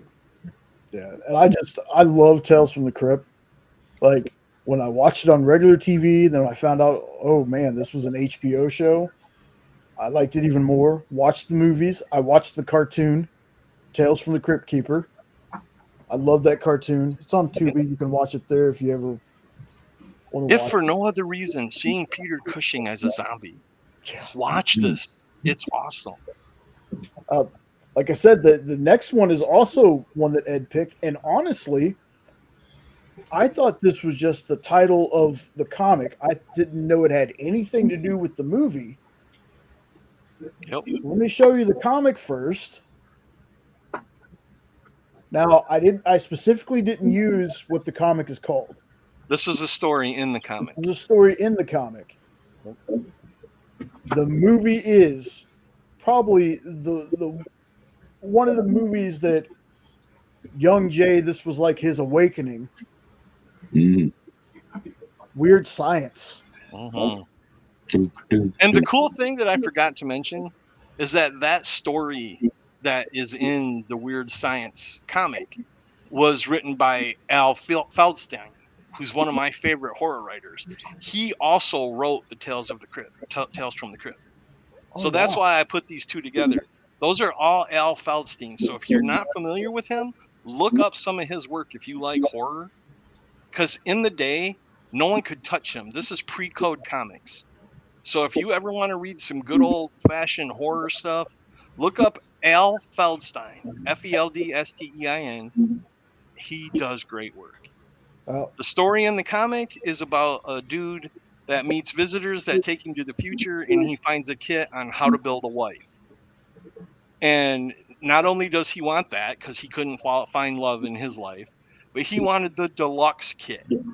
So he bought the deluxe kit of how to build your wife. And then he manages to go back in time to his time with the kit and builds the wife and falls in love with her and yada, yada, yada, and yada, yada, yada. But when she comes to life, she don't know what marriage means. She don't know what all this stuff means. And one day she doesn't come back home. And he figures out that she found a way to go back to her time and she's not there anymore. So the story ends with him wandering around looking for the visitors to try to find his wife again. So that's what this is based on, but it's really only based on it as to like bringing a woman to life, because the movie is all about horny dudes wanting a hot chick from a Barbie doll. Yes. But that's where they got the title from, the comic, and the story was called Made of the Future in, I think it was issue 5 of Weird Science. Yes, and the theme song for this, Boingo Boingo. I was very much into my late 30s, early 40s when I figured out that Danny Elfman, the composer of many music and like, you know, the singing voice of Jack Skellington, was the lead singer of Oingo Boingo. Uh-huh. That blew my freaking mind when I figured that out. I was like, the composer? That dude was in It's a Dead Man's Party. Like, it was Oingo Boingo? Really? This movie, man, I love this movie. You know, a very young, back in his Brat Pack days, Anthony Michael Hall, who looks like, you want to talk about a dude that had a glow up next to Patrick Dempsey. Anthony Michael Hall was one of them.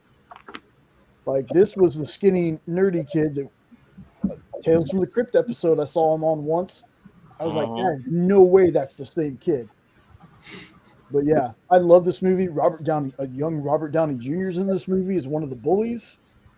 Like, this movie is it kind of skirts that line of PG-13 without getting too raunchy.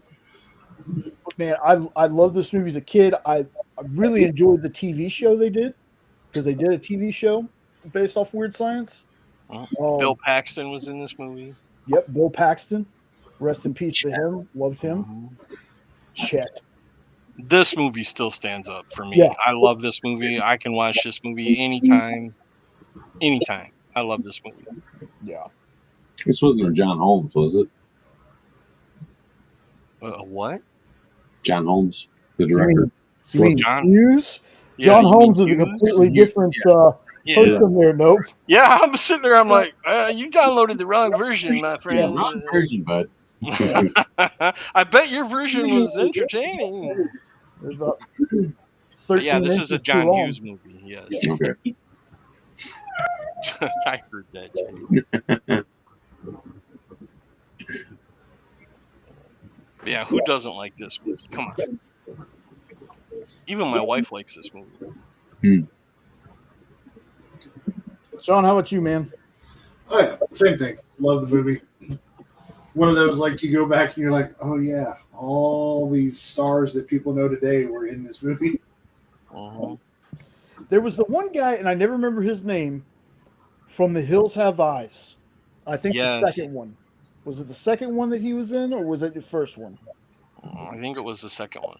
Okay. That dude has always been like the creepy looking guy, but in interviews, always the nicest dude. Like a lot of horror actors. But his little spot where he plays one of the motorcycle gang members. You know what? I take that back. That is the first one. It is the first one? Yes, he's just not the leader. The leader's the dude with the red mohawk. Right. Okay. But yes, he is one of them because I remember him getting right in the face of the dude that's not Anthony Michael Hall, who I never remember his name, Ian Smith or something like that. Ian Mitchell Smith. And he's the one that he stands up to or whatever. Yeah. To him because Kelly makes him. Yeah. That is such a good movie. It's a fun movie too. And then when Iron Man tries to make a woman, he ends up making a nuclear missile that builds right in the middle of the house. And yes, Chet turns into a ball of slime, and it's a great movie. A lot of fun. I always thought she turned him into a pile of shit. Well, I don't know. I've never had a shit that looked like that, but hey, or some he did kind of fart a lot. Yeah, some kind of toad or something. I never really. Yeah, he was like a green ball of, and then he had little hands that flapped out the side. And, yeah. And what was funny is they kept Bill Paxton's voice, so he's like, "Hey, hey," it's like, "Shut up, Chet." Yes. Yeah, but definitely a great movie from the '80s, man. It's classic. This is one I would tell, with pretty much everything on this list, of course. I would tell anybody to watch any of these. If you've never seen these are classic movies. Classic movies. It also has one of the girls that they're trying to woo was in Friday the 13th, the final chapter, I believe. I think that's right. She gets killed in the she goes skinny dipping and she gets killed in the raft. She gets stabbed through the stomach or through the neck or something. Weird that's how I remember her. But I also thought she was the hottest one there. So. I won't argue with you. Okay, so the last one, and I'm not counting Kelly LeBlanc. Well, yeah. Outside of Kelly LeBlanc, which I loved her in what was the Steven Seagal Hard to Kill. Hard to Kill. Loved her in that too. Me too. And they were married. Did you know that? Yep. That lucky some bitch, yeah. As Nope type, some bitch. I like some that. bitch. So, last one I had on here was a bit of a surprise. This wasn't technically a movie, but it was a miniseries. And for those out there that might be watching on the rewind, don't know what a miniseries is, there used to be TV movies and stuff like that. A miniseries was basically very limited season of something. It's kind of like binging something. 4, maybe 5 episodes that they played throughout the week, all connected. All the episodes left on a cliffhanger. This is V. Now, love it. I've never read the comics. I knew there was comics, but I've never read any of the comics. I'm definitely adding V to my list. I have them. They're a good read. This show was just so good. So good. The effects, just things that happened to characters, like the comeuppance of some of these human characters along with these aliens. I loved it. There's a line in there with one character, and I won't spoil it in case nobody's seen this and they want to go and watch this. This is not the 2000s version I'm talking about either. No. The one from the 80s. Mark Singer starred in it. Okay, yep. Beastmaster himself. There's a character in there that is human that joins the visitors. Mm-hmm. Basically turns on his own kind. Yep. Well, the human rebels basically set some stuff up to frame him for something, and he gets pulled in front of his leader, and he's apologizing. He's like, "It'll never happen again." And they're like, "Well, we're going to bust you down, and we're going to send you to a place where you'll better serve us." And he was like, thank you, thank you. He goes, on a platter. They're going to eat this fool. Yep. Because it turns out the visitors are like these lizard aliens, right? Yep. That have said that they come for food. They want to help everybody out. No, they're here to steal our water and people to like eat on the way back to their planet or whatever. Or something similar to that. It's been They came to steal the water, there you and go. then while they were stealing the water, they started getting a bunch of humans to volunteer to serve on board. Mhm. So then they started, just like that Twilight episode, to serve man or serving man, or it was a cookbook, same kind of thing. Yeah. But there's also some of the aliens from the ships that found out that they weren't just there to make peace and water, and they didn't agree with kidnapping and eating people, and they came over to the revolution side. Yep. And one of them Yeah. you would recognize because it's Robert Englund, way before he did Freddy. Mousy. Mousy, and his jaw opened like really wide, and they swallow the mouse whole. Yeah. It's just cool. But and it was like the year after V came out is when they announced that Robert Englund was going to be in a horror series called Nightmare on Elm Street. And I'm like, that little goofy freaking alien dude? How can that be scary? Little did I know. Iconic now. Iconic is the word. Yes, Robert Englund. Yeah. Yes, the leaf spreader. Nope, I can see you laughing on it. Yeah. No, I'm trying to breathe. Doc, got a Oh, the dog got you. But yeah, this series, I haven't watched it recently. It holds up. I have watched some clips, and I'm like, yeah, I still, yeah. I have it on DVD. This still holds up. But you also have to watch the other miniseries called V: The Final Battle. Yes. Because if you only watch V, it ends in a very frustrating place. Yes. Because when it was a TV series, we didn't know there was going to be another part of it. We thought that was the end. And then a year or two later, it was V: The Final Battle, and everybody's like, "Oh!" Yep. Because back then, TV specials were like a big thing that the whole family would gather around and watch. Like I said, I don't think there's a lot of people out there. That's not what I wanted to do. There we go. Don't know about TV movies. Like there was a made-for-TV movie, Dukes of Hazzard movie. There's made-for-TV movie Hulk movies. There were big Hollywood movies. There was Friday Night at the Movies, Saturday Night at the Movies, and they would take movies that were in the theater and show them on TV, and it was a big event because people who didn't have a drive-in, this was their first way of seeing it. And they also had some original movies that were made for TV, like Poseidon Adventure, Towering Inferno, and it was like a big deal. It was like ABC's Friday night movie, and then NBC would have like Movie of the Week, and it used to be a big deal. Now I don't even think they show movies on TV anymore, not network TV anyway. We haven't had regular TV for neither have I. A very long time. Nope, I cut the cord on cable over 10 years ago, and we haven't missed it. There's enough out there streaming that you don't need it anymore. That's true, but I'll go on a little bit of a rant about streaming stuff. I hate the fact that there's so many, and each one has something different. Like I hate the fact it'd be different if it was like original content for me, but when you got to go to 4 different streaming stations to watch one series of movies, because this one has 1 and 3, but it doesn't have 2, so you got to go to this one.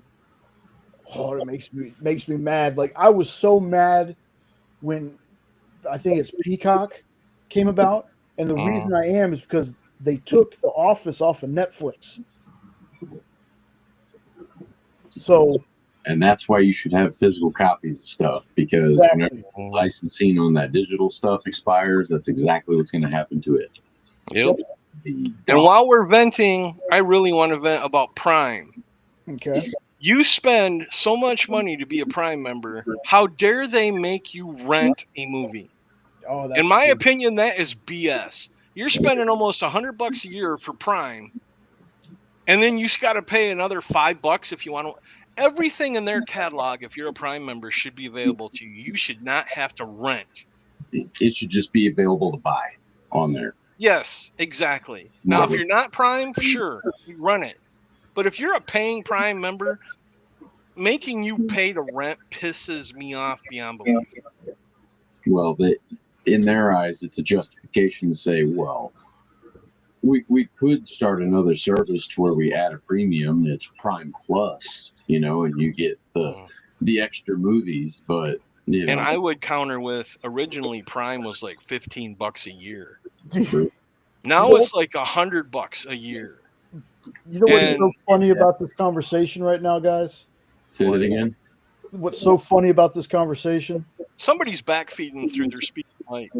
Whenever you're talking, Jay, you're dude, it was doing that when you were talking for me. Well, that's what I mean. Somebody's feeding back through a mic. Is it me? I don't know. Mute yourself for a second. Are you muted? Oh no, I think it is Nope. It's too soon to tell, but it does seem like it's clear right now. Yeah.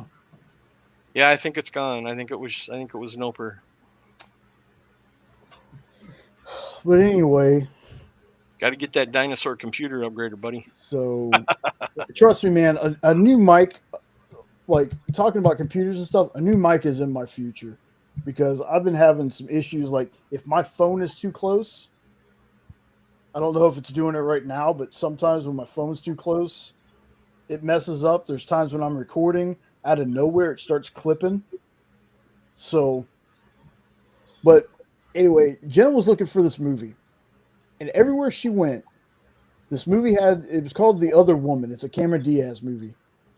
And I've seen it before. I told her I think she'd like it. Well, every time she looked it up, it took her to, the picture was the Cameron Diaz movie, but it took her to a Natalie Portman one. So I tried to find it by nefarious means. I couldn't even find it that way. Oh, wow. So finally she gets and sees that you can rent it on Prime for like $2. So she rented it. And she loved it. And I was like, well, we're going to end up, she's going to end up buying it if she liked it that much or whatever. But I said this before, and I said this when Kyle and I were talking about movie stuff. And I don't know if I've ever broached this subject with any of y'all. I remember many moons ago when probably the first time I got cable, I want to say it was Time Warner or whatever they were called at the time, had this thing where you could rent movies same day they were in theaters. So you could rent them at home. I've always wondered if a streaming service did that, how much do you think it would hurt movie theaters? Do you think it would hurt movie theaters at all? Do you think more people would want to stay home and watch a movie from home if they could, as opposed to if the movie theaters survived COVID, then I think they could probably survive that. Now, I don't know about where y'all are, but up here, a lot of our hotels have that service still, where you can rent a movie that is in the theater right now for like $10. And we've done that when we go on vacation. If there's something out that we want to watch and we're staying at a hotel for a few nights, we've done that. So the hotels up here still have it, but I don't know of a streaming service that has it. Well, if that was something that was made available, would you? Because I think I would. Oh, I think I would. Like, it takes a special movie to get me to go to the theater. Like Superman, that's a definite go to the theater. Fantastic Four, it'll be theater, but it probably won't be the week that it's out. Because we recently watched Thunderbolts, which again proves to me that money doesn't make the movie. Because we thought Thunderbolts was awesome, like very underrated movie. And then we watched Sinners, and while I liked Sinners, Jenna liked it a lot more than I did. I kind of didn't get the hype behind Sinners. I thought Sinners was a good movie, but watching Thunderbolts, I was like, dude, this movie should have been a lot bigger than what it was. But I think if I had the option to stay home and watch a movie, even if it's $10 to rent the movie, you got to factor in, you make your own popcorn, you have your own drinks, you can pause the movie when you want to. We have not gone to the. It's doing it again. Would you mind muting? Nope. If you're not talking, you can unmute to talk, brother. Just it's doing it again. Well, no, he's not shut out. He can unmute to talk. But we have not gone to the theater since COVID because we've got so comfortable at home streaming it, big TV. Like you just said, go to the bathroom, pause it, eat, drink, whatever. My movie going days are over. I'm not going to the movie for anything. I didn't even go for the Spider-Man ones. I waited and watched them. So go ahead, Nope, if you can unmute. I felt bad, but it was No, you're good. I couldn't talk. It was too No, much. you're fine. No, I think we're already kind of in that time frame where the streaming is already kind of killing the movies because everybody's kind of trained now to know that, you know, it's not going to take that long for like a month maybe that they'll be on streaming service. So I'll just wait those few weeks and then boom. So therefore, that's what you see in those box office results. Yep. So, you know, everybody's sitting there waiting for Thunderbolts until it comes on streaming. Yeah. You know, so like, of course, it's not going to reflect. Yeah, it's I can tell you this without spoiling it for you. It's definitely a fun movie. Like, Oh, I'm sure it is. But it's one of those things like I've heard enough about it now that it doesn't justify the money that you would spend to go to the theater to see it. So I'm at a point now where I'm more interested in finding theaters that will play older movies Yes. because when the theater up here got Jaws, and going to see Jaws in the theater was a fantastic experience. Similarly, like I would love to go maybe back and like I would love to see Superman 78 or Superman 2 in a theater setting, just to get experiences like that with like some of the more classic movies that we like. 3 more years, I'm sure that'll be a thing for 78. We used to have a theater in not too far from us where they would do like dollar shows of old movies along with the new movies. And whenever we would go, the dollar theater was always at least 3/4 full, so a lot of people were digging on it. Yeah. And then during October they would show like old horror movies. And that's where I got to see all those movies on the big screen for the first time because a lot of them were before I was born or when I was too young to be allowed to watch them. And yeah, if more theaters would do that, that'd be awesome. They do that here occasionally. There's a couple over here that do it where we're at, but I just haven't seen the movie yet. Our IMAX did have Jaws for the 50th anniversary, but they were still charged $17 a ticket. It's like there's no way I'm going to pay $50 for Amy and I to go watch a movie that we've seen 10 times. I mean, they need to lower the price. Yeah, I will definitely say Jaws in the theater setting though. Yeah. Like I need to get it replaced, but I have a projector and a projector screen, and watching movies on that is so fun because you can hook up a hard drive to it, and it's also got Wi-Fi, so you can like watch Netflix. We played video games on it before. Nice. I need to get that thing replaced because I would do that in a heartbeat. Can't you just shine it on a white wall, or don't you have a white wall? You can, but it's a special paint. Because I actually have that done in Big Lots. I have it set up. I have a little box booth that I have my projector sits inside of, and then I got all my stereo hookups and all that in there. Underground speakers and all that stuff, and then like a big old giant over 200-inch screen that's built out of plywood and everything that sits in the woods, and just flip up the top of the box and got movie night like it's a drive-in right there down at the camping site. So it's real sweet. So yeah, that projector thing, that's a thing.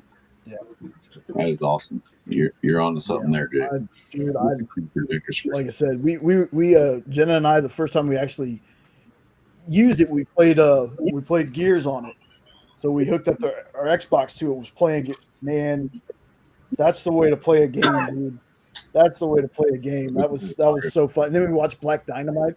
Mario Kart. If y'all have ever seen Black Dynamite, that movie's hilarious. How many times have I told you don't know about my kung fu? Yeah. A Michael J. White movie, dude. The comedic timing of that dude is awesome. That's why he's one of those people. I'm like, dude, I wish this dude was bigger, but.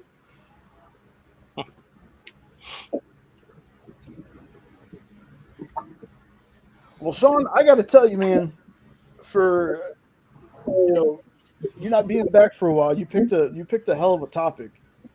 This was a lot of fun, man. This is what I get for having a month to think of a topic. Hey, at least it wasn't. I had the thumbnail made, or you had the thumbnail made like Tuesday or Wednesday or something. Like we had this thing set up. They even had a week to think about it for a second. It wasn't last minute JBS.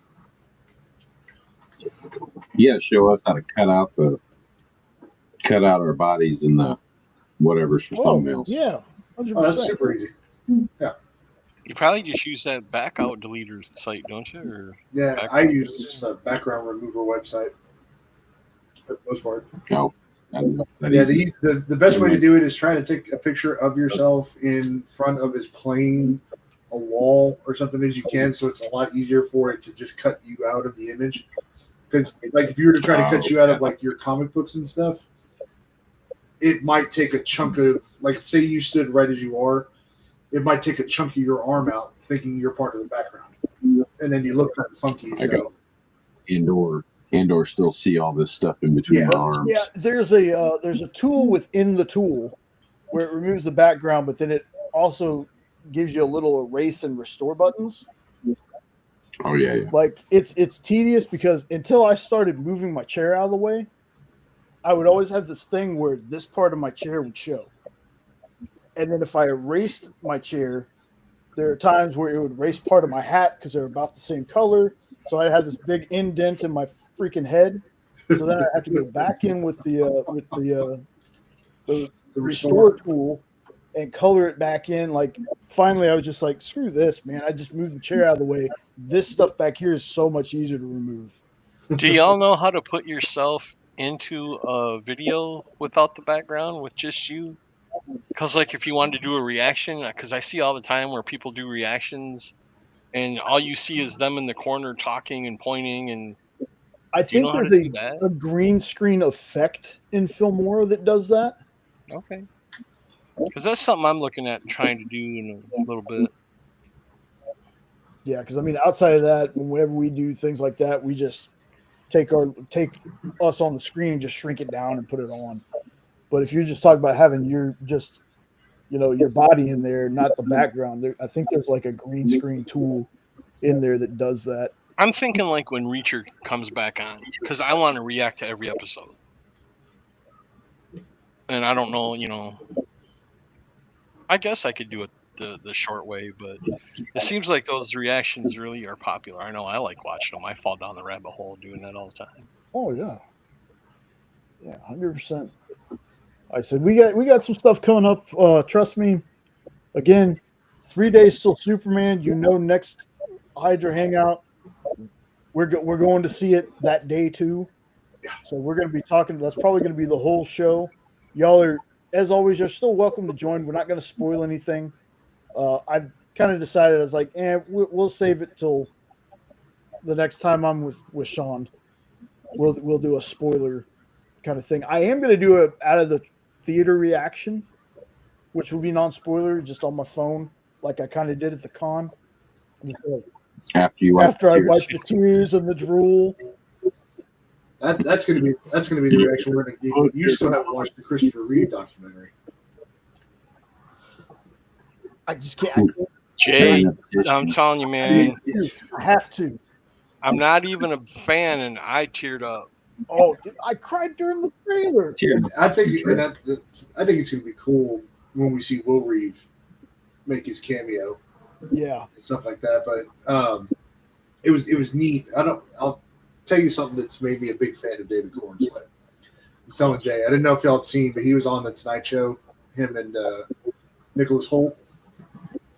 And David has avoided watching any media he's not seen the movie because he wants to genuinely react to the movie the first time at the world premiere with fans.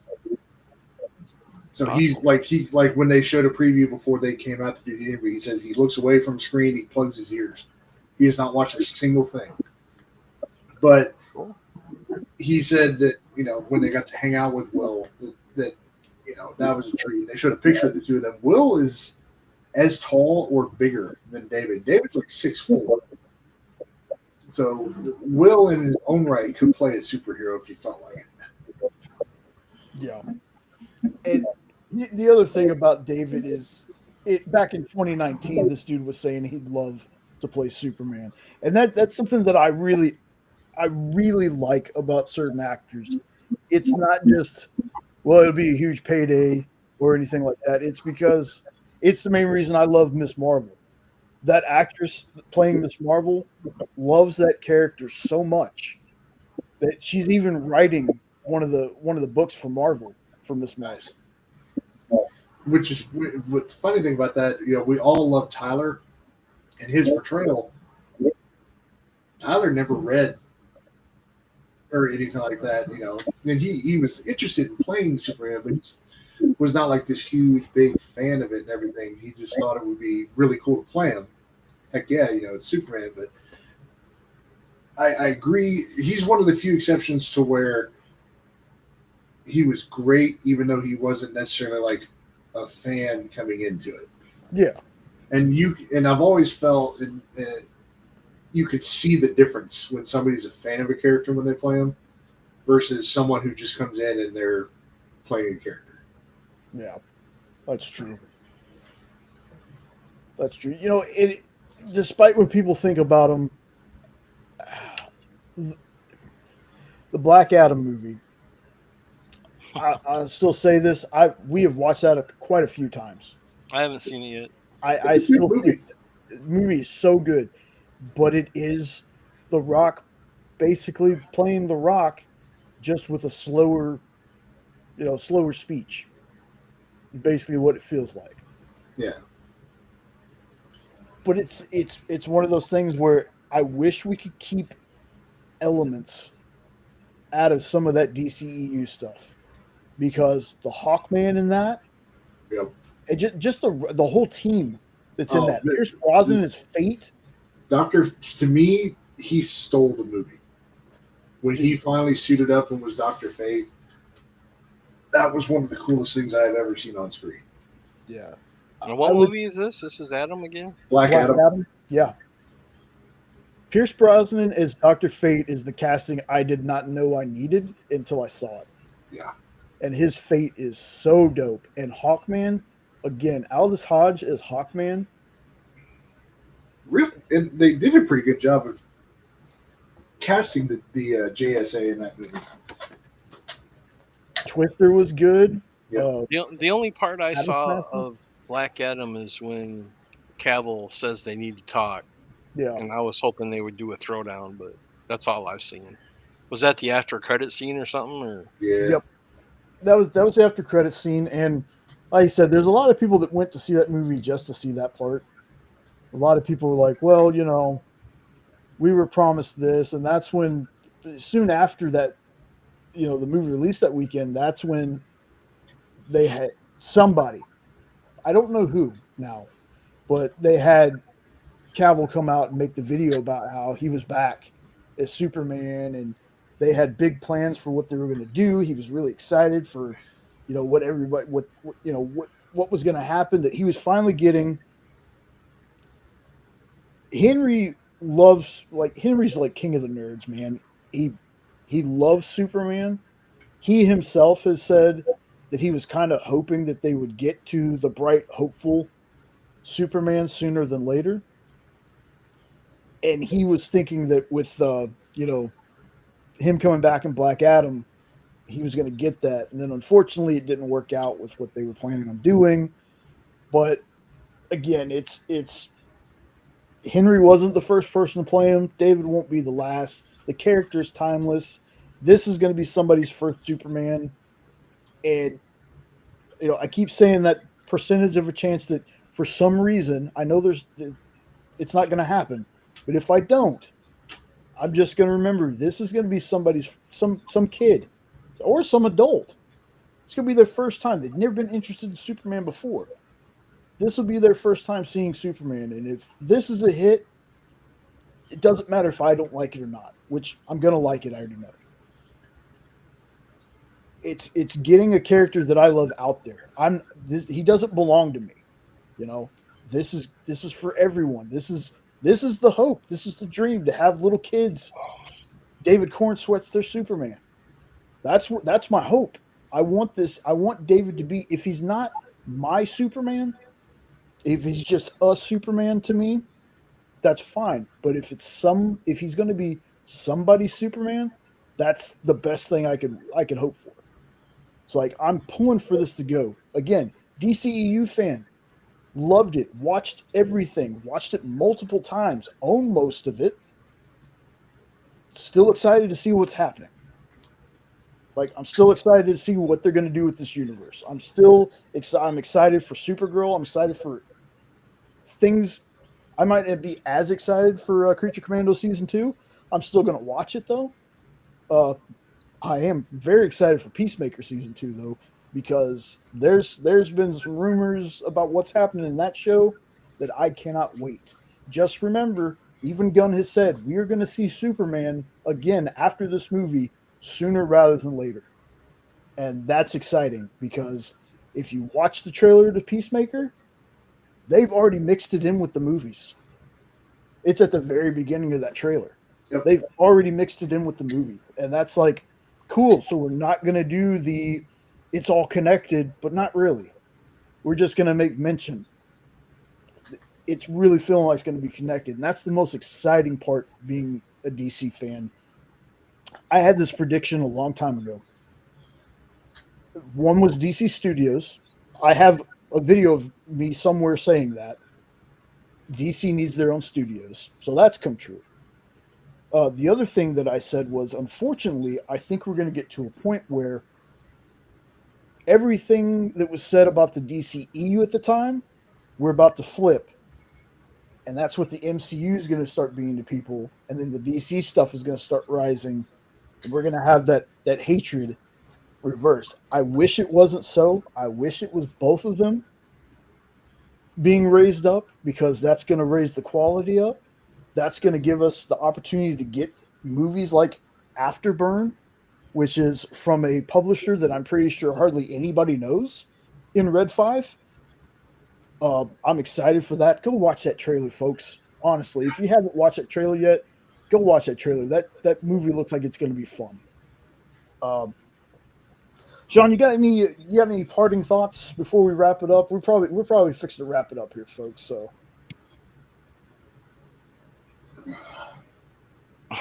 that part is I had something and like throughout that whole thing, and then he's like, then I talked too long. No. Then as soon as you said Sean and you hit and you flipped the answer, it's like, let's activate him. All of a sudden, it was like somebody pull his string. Yeah, make him talk. I know I'm excited for Superman for sure. The Red 5 thing. The one thing I want to stress to people watching this: watch that movie, because there's so much more to comics than what you see with Marvel and DC. And I think a lot of people would be surprised at how many movies they've seen are comic movies, and some of this tonight probably has done that for folks. But you want some of these smaller companies to get movies like this because it gives you so much more stuff. You know, some of our favorite comics that we've all read, I mean, could you imagine some of them as a movie, a streaming series, stuff like that? I want a Lady Death movie. Right. Stuff like that. If I could have freaking, Grandma Chainsaw, as or something like that as a movie, from Bad Bug and stuff like that. But the main thing is just go out and start supporting these movies, because we're really going to start hitting the golden age. We've been in it for a little bit, but now I really think we're going to start getting it. Absolutely. Ed or Nope, what's coming up for Weird Ups? You got any parting thoughts? We got some videos already recorded that we just need to edit and release. I got some on time release of funny little dumb things that I've been playing with. We just wing things mostly, I think. And we're good with it because every time we freaking link up, we laugh our ass off for the first hour, and then we have to like start over 27 times. And we're just on tangents on phone calls and just talking that way, you know. We'd have hours of content if everything was recorded. Yep. But And there will be a blooper reel at some point because we've got so much goodness. I can't wait. Did you want to do your video? Your asking intro? me? Yeah, we'll do that later, though. A couple of other things we still got to shoot to finish. I thought you had it ready to yeah. go. It is, pretty much. Stay tuned, folks, because I've gotten to see a preview of it. I laughed, so I'm glad my mic was muted because I was like, dude, I'm about to laugh through this whole intro, this whole damn intro. Yeah, but yeah, make sure y'all check out Weird Ups if you haven't already. I put Kpop's link in here. I put Phable's link in here. Like, these are folks that I watch too. These are folks that we watch. So, make sure you check them out. That reminds me. Yeah. Folks, you have until August 2nd to nominate your favorite comic book YouTubers over at CBC Awards. There's a ballot up there. A certain somebody, I'm not going to name names, apparently has put us on that list. Go nominate Weird Dopes. Put them on there. Go nominate, I think, Kpop and stuff like that. But support all of your favorite people in this community and show them that you care. And even if they don't say make it to the final show where they have like the final 2 or 3 people, just having them on there, it's like we've been on it twice. Just the fact that anybody even cared enough, it means more than you'll ever know. And I guarantee you that a majority of the people in this space, even the big channels, or at least some of them, I should say, just knowing that you even care enough to say, hey, these are like some of my favorite people, I want to nominate them. It's awesome. It's only good for the community. The guy that runs it, he gets his flack, but he's also one of the only people that goes out there and he puts the effort into this. I mean, he does like a 1 or 2 hour stream when he does this. So he puts in a lot of effort, and I think it's worth it to him and to all of the people in this space to let them know that you appreciate what they're doing. So just got links up there. Right there where I can hang that award, just saying. Yeah.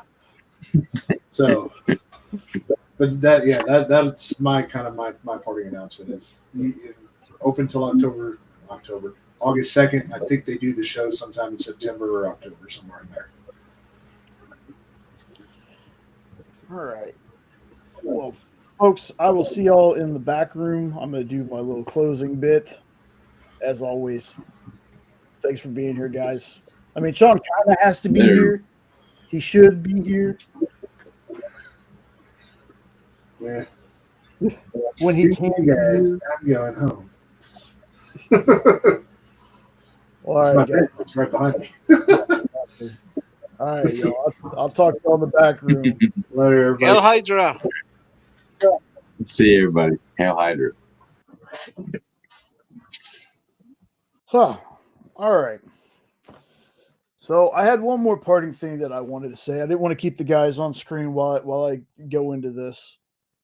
But here's the last thing I want people to remember. You don't have to like everything that everyone else likes. And people don't have to like the stuff that you like. But don't be that person. We see it right now. We knew it was coming with the brand new Superman and things that are happening in Marvel. Don't be that person that craps on somebody's happiness. If there are people that are excited about the Superman movie, don't be that person that tells them they shouldn't be excited. Let people be excited for stuff they want to be excited for. I see it way too much. I try not to let it get to me, but I've come to the point now where I don't care. if people are talking bad about the Superman movie.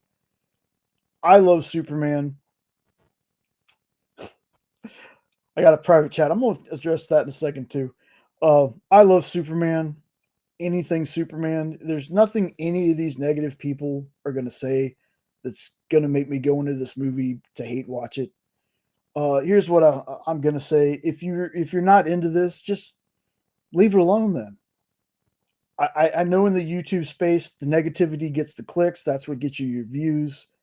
Sean and I have said it multiple times, and Jenna has said it too.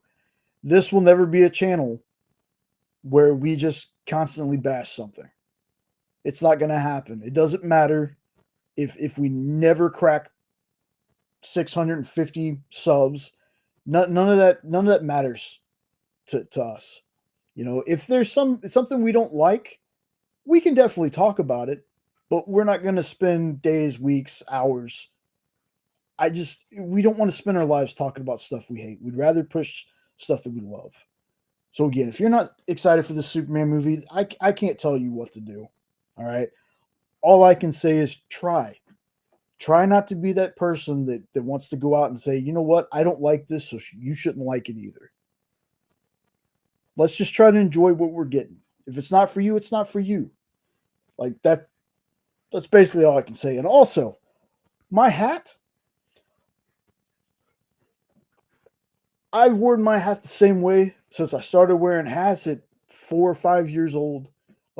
This curviness here, this is kind of small to what I used to do because I used to roll my hat up, stick it in my back pocket. That's for a comment that was made.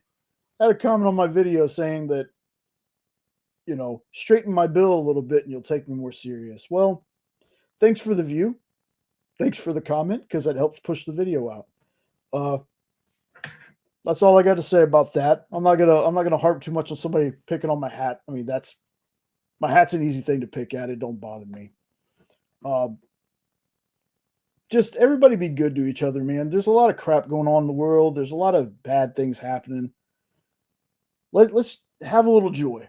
That's all I'm asking. For everybody who stuck around for all this ranting and just came in at all to hang out tonight, thanks. Like I say it every week, and I hope you know I mean it. I appreciate everybody that comes and watches this. Like I never expect there to be many people here, but the folks who do come here, I really appreciate you. If you're new here, or if you haven't just yet, if you like what you saw, make sure you like, share, comment, subscribe, all that fun stuff.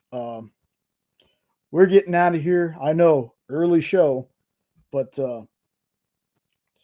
it's been fun. It really has. And I love being able to do stuff like this. I love being able to hang out with my friends for hours at a time. Good to hang out with Sean, you know, because I hardly ever see him, even though he lives here. But yeah, just everyone have an awesome night. I'll give you my out of theater reaction Tuesday when we're done with Superman. No spoilers. But don't forget, again, like, share, comment, subscribe, all that fun stuff. And you have an awesome week, and we'll see you next time. Later.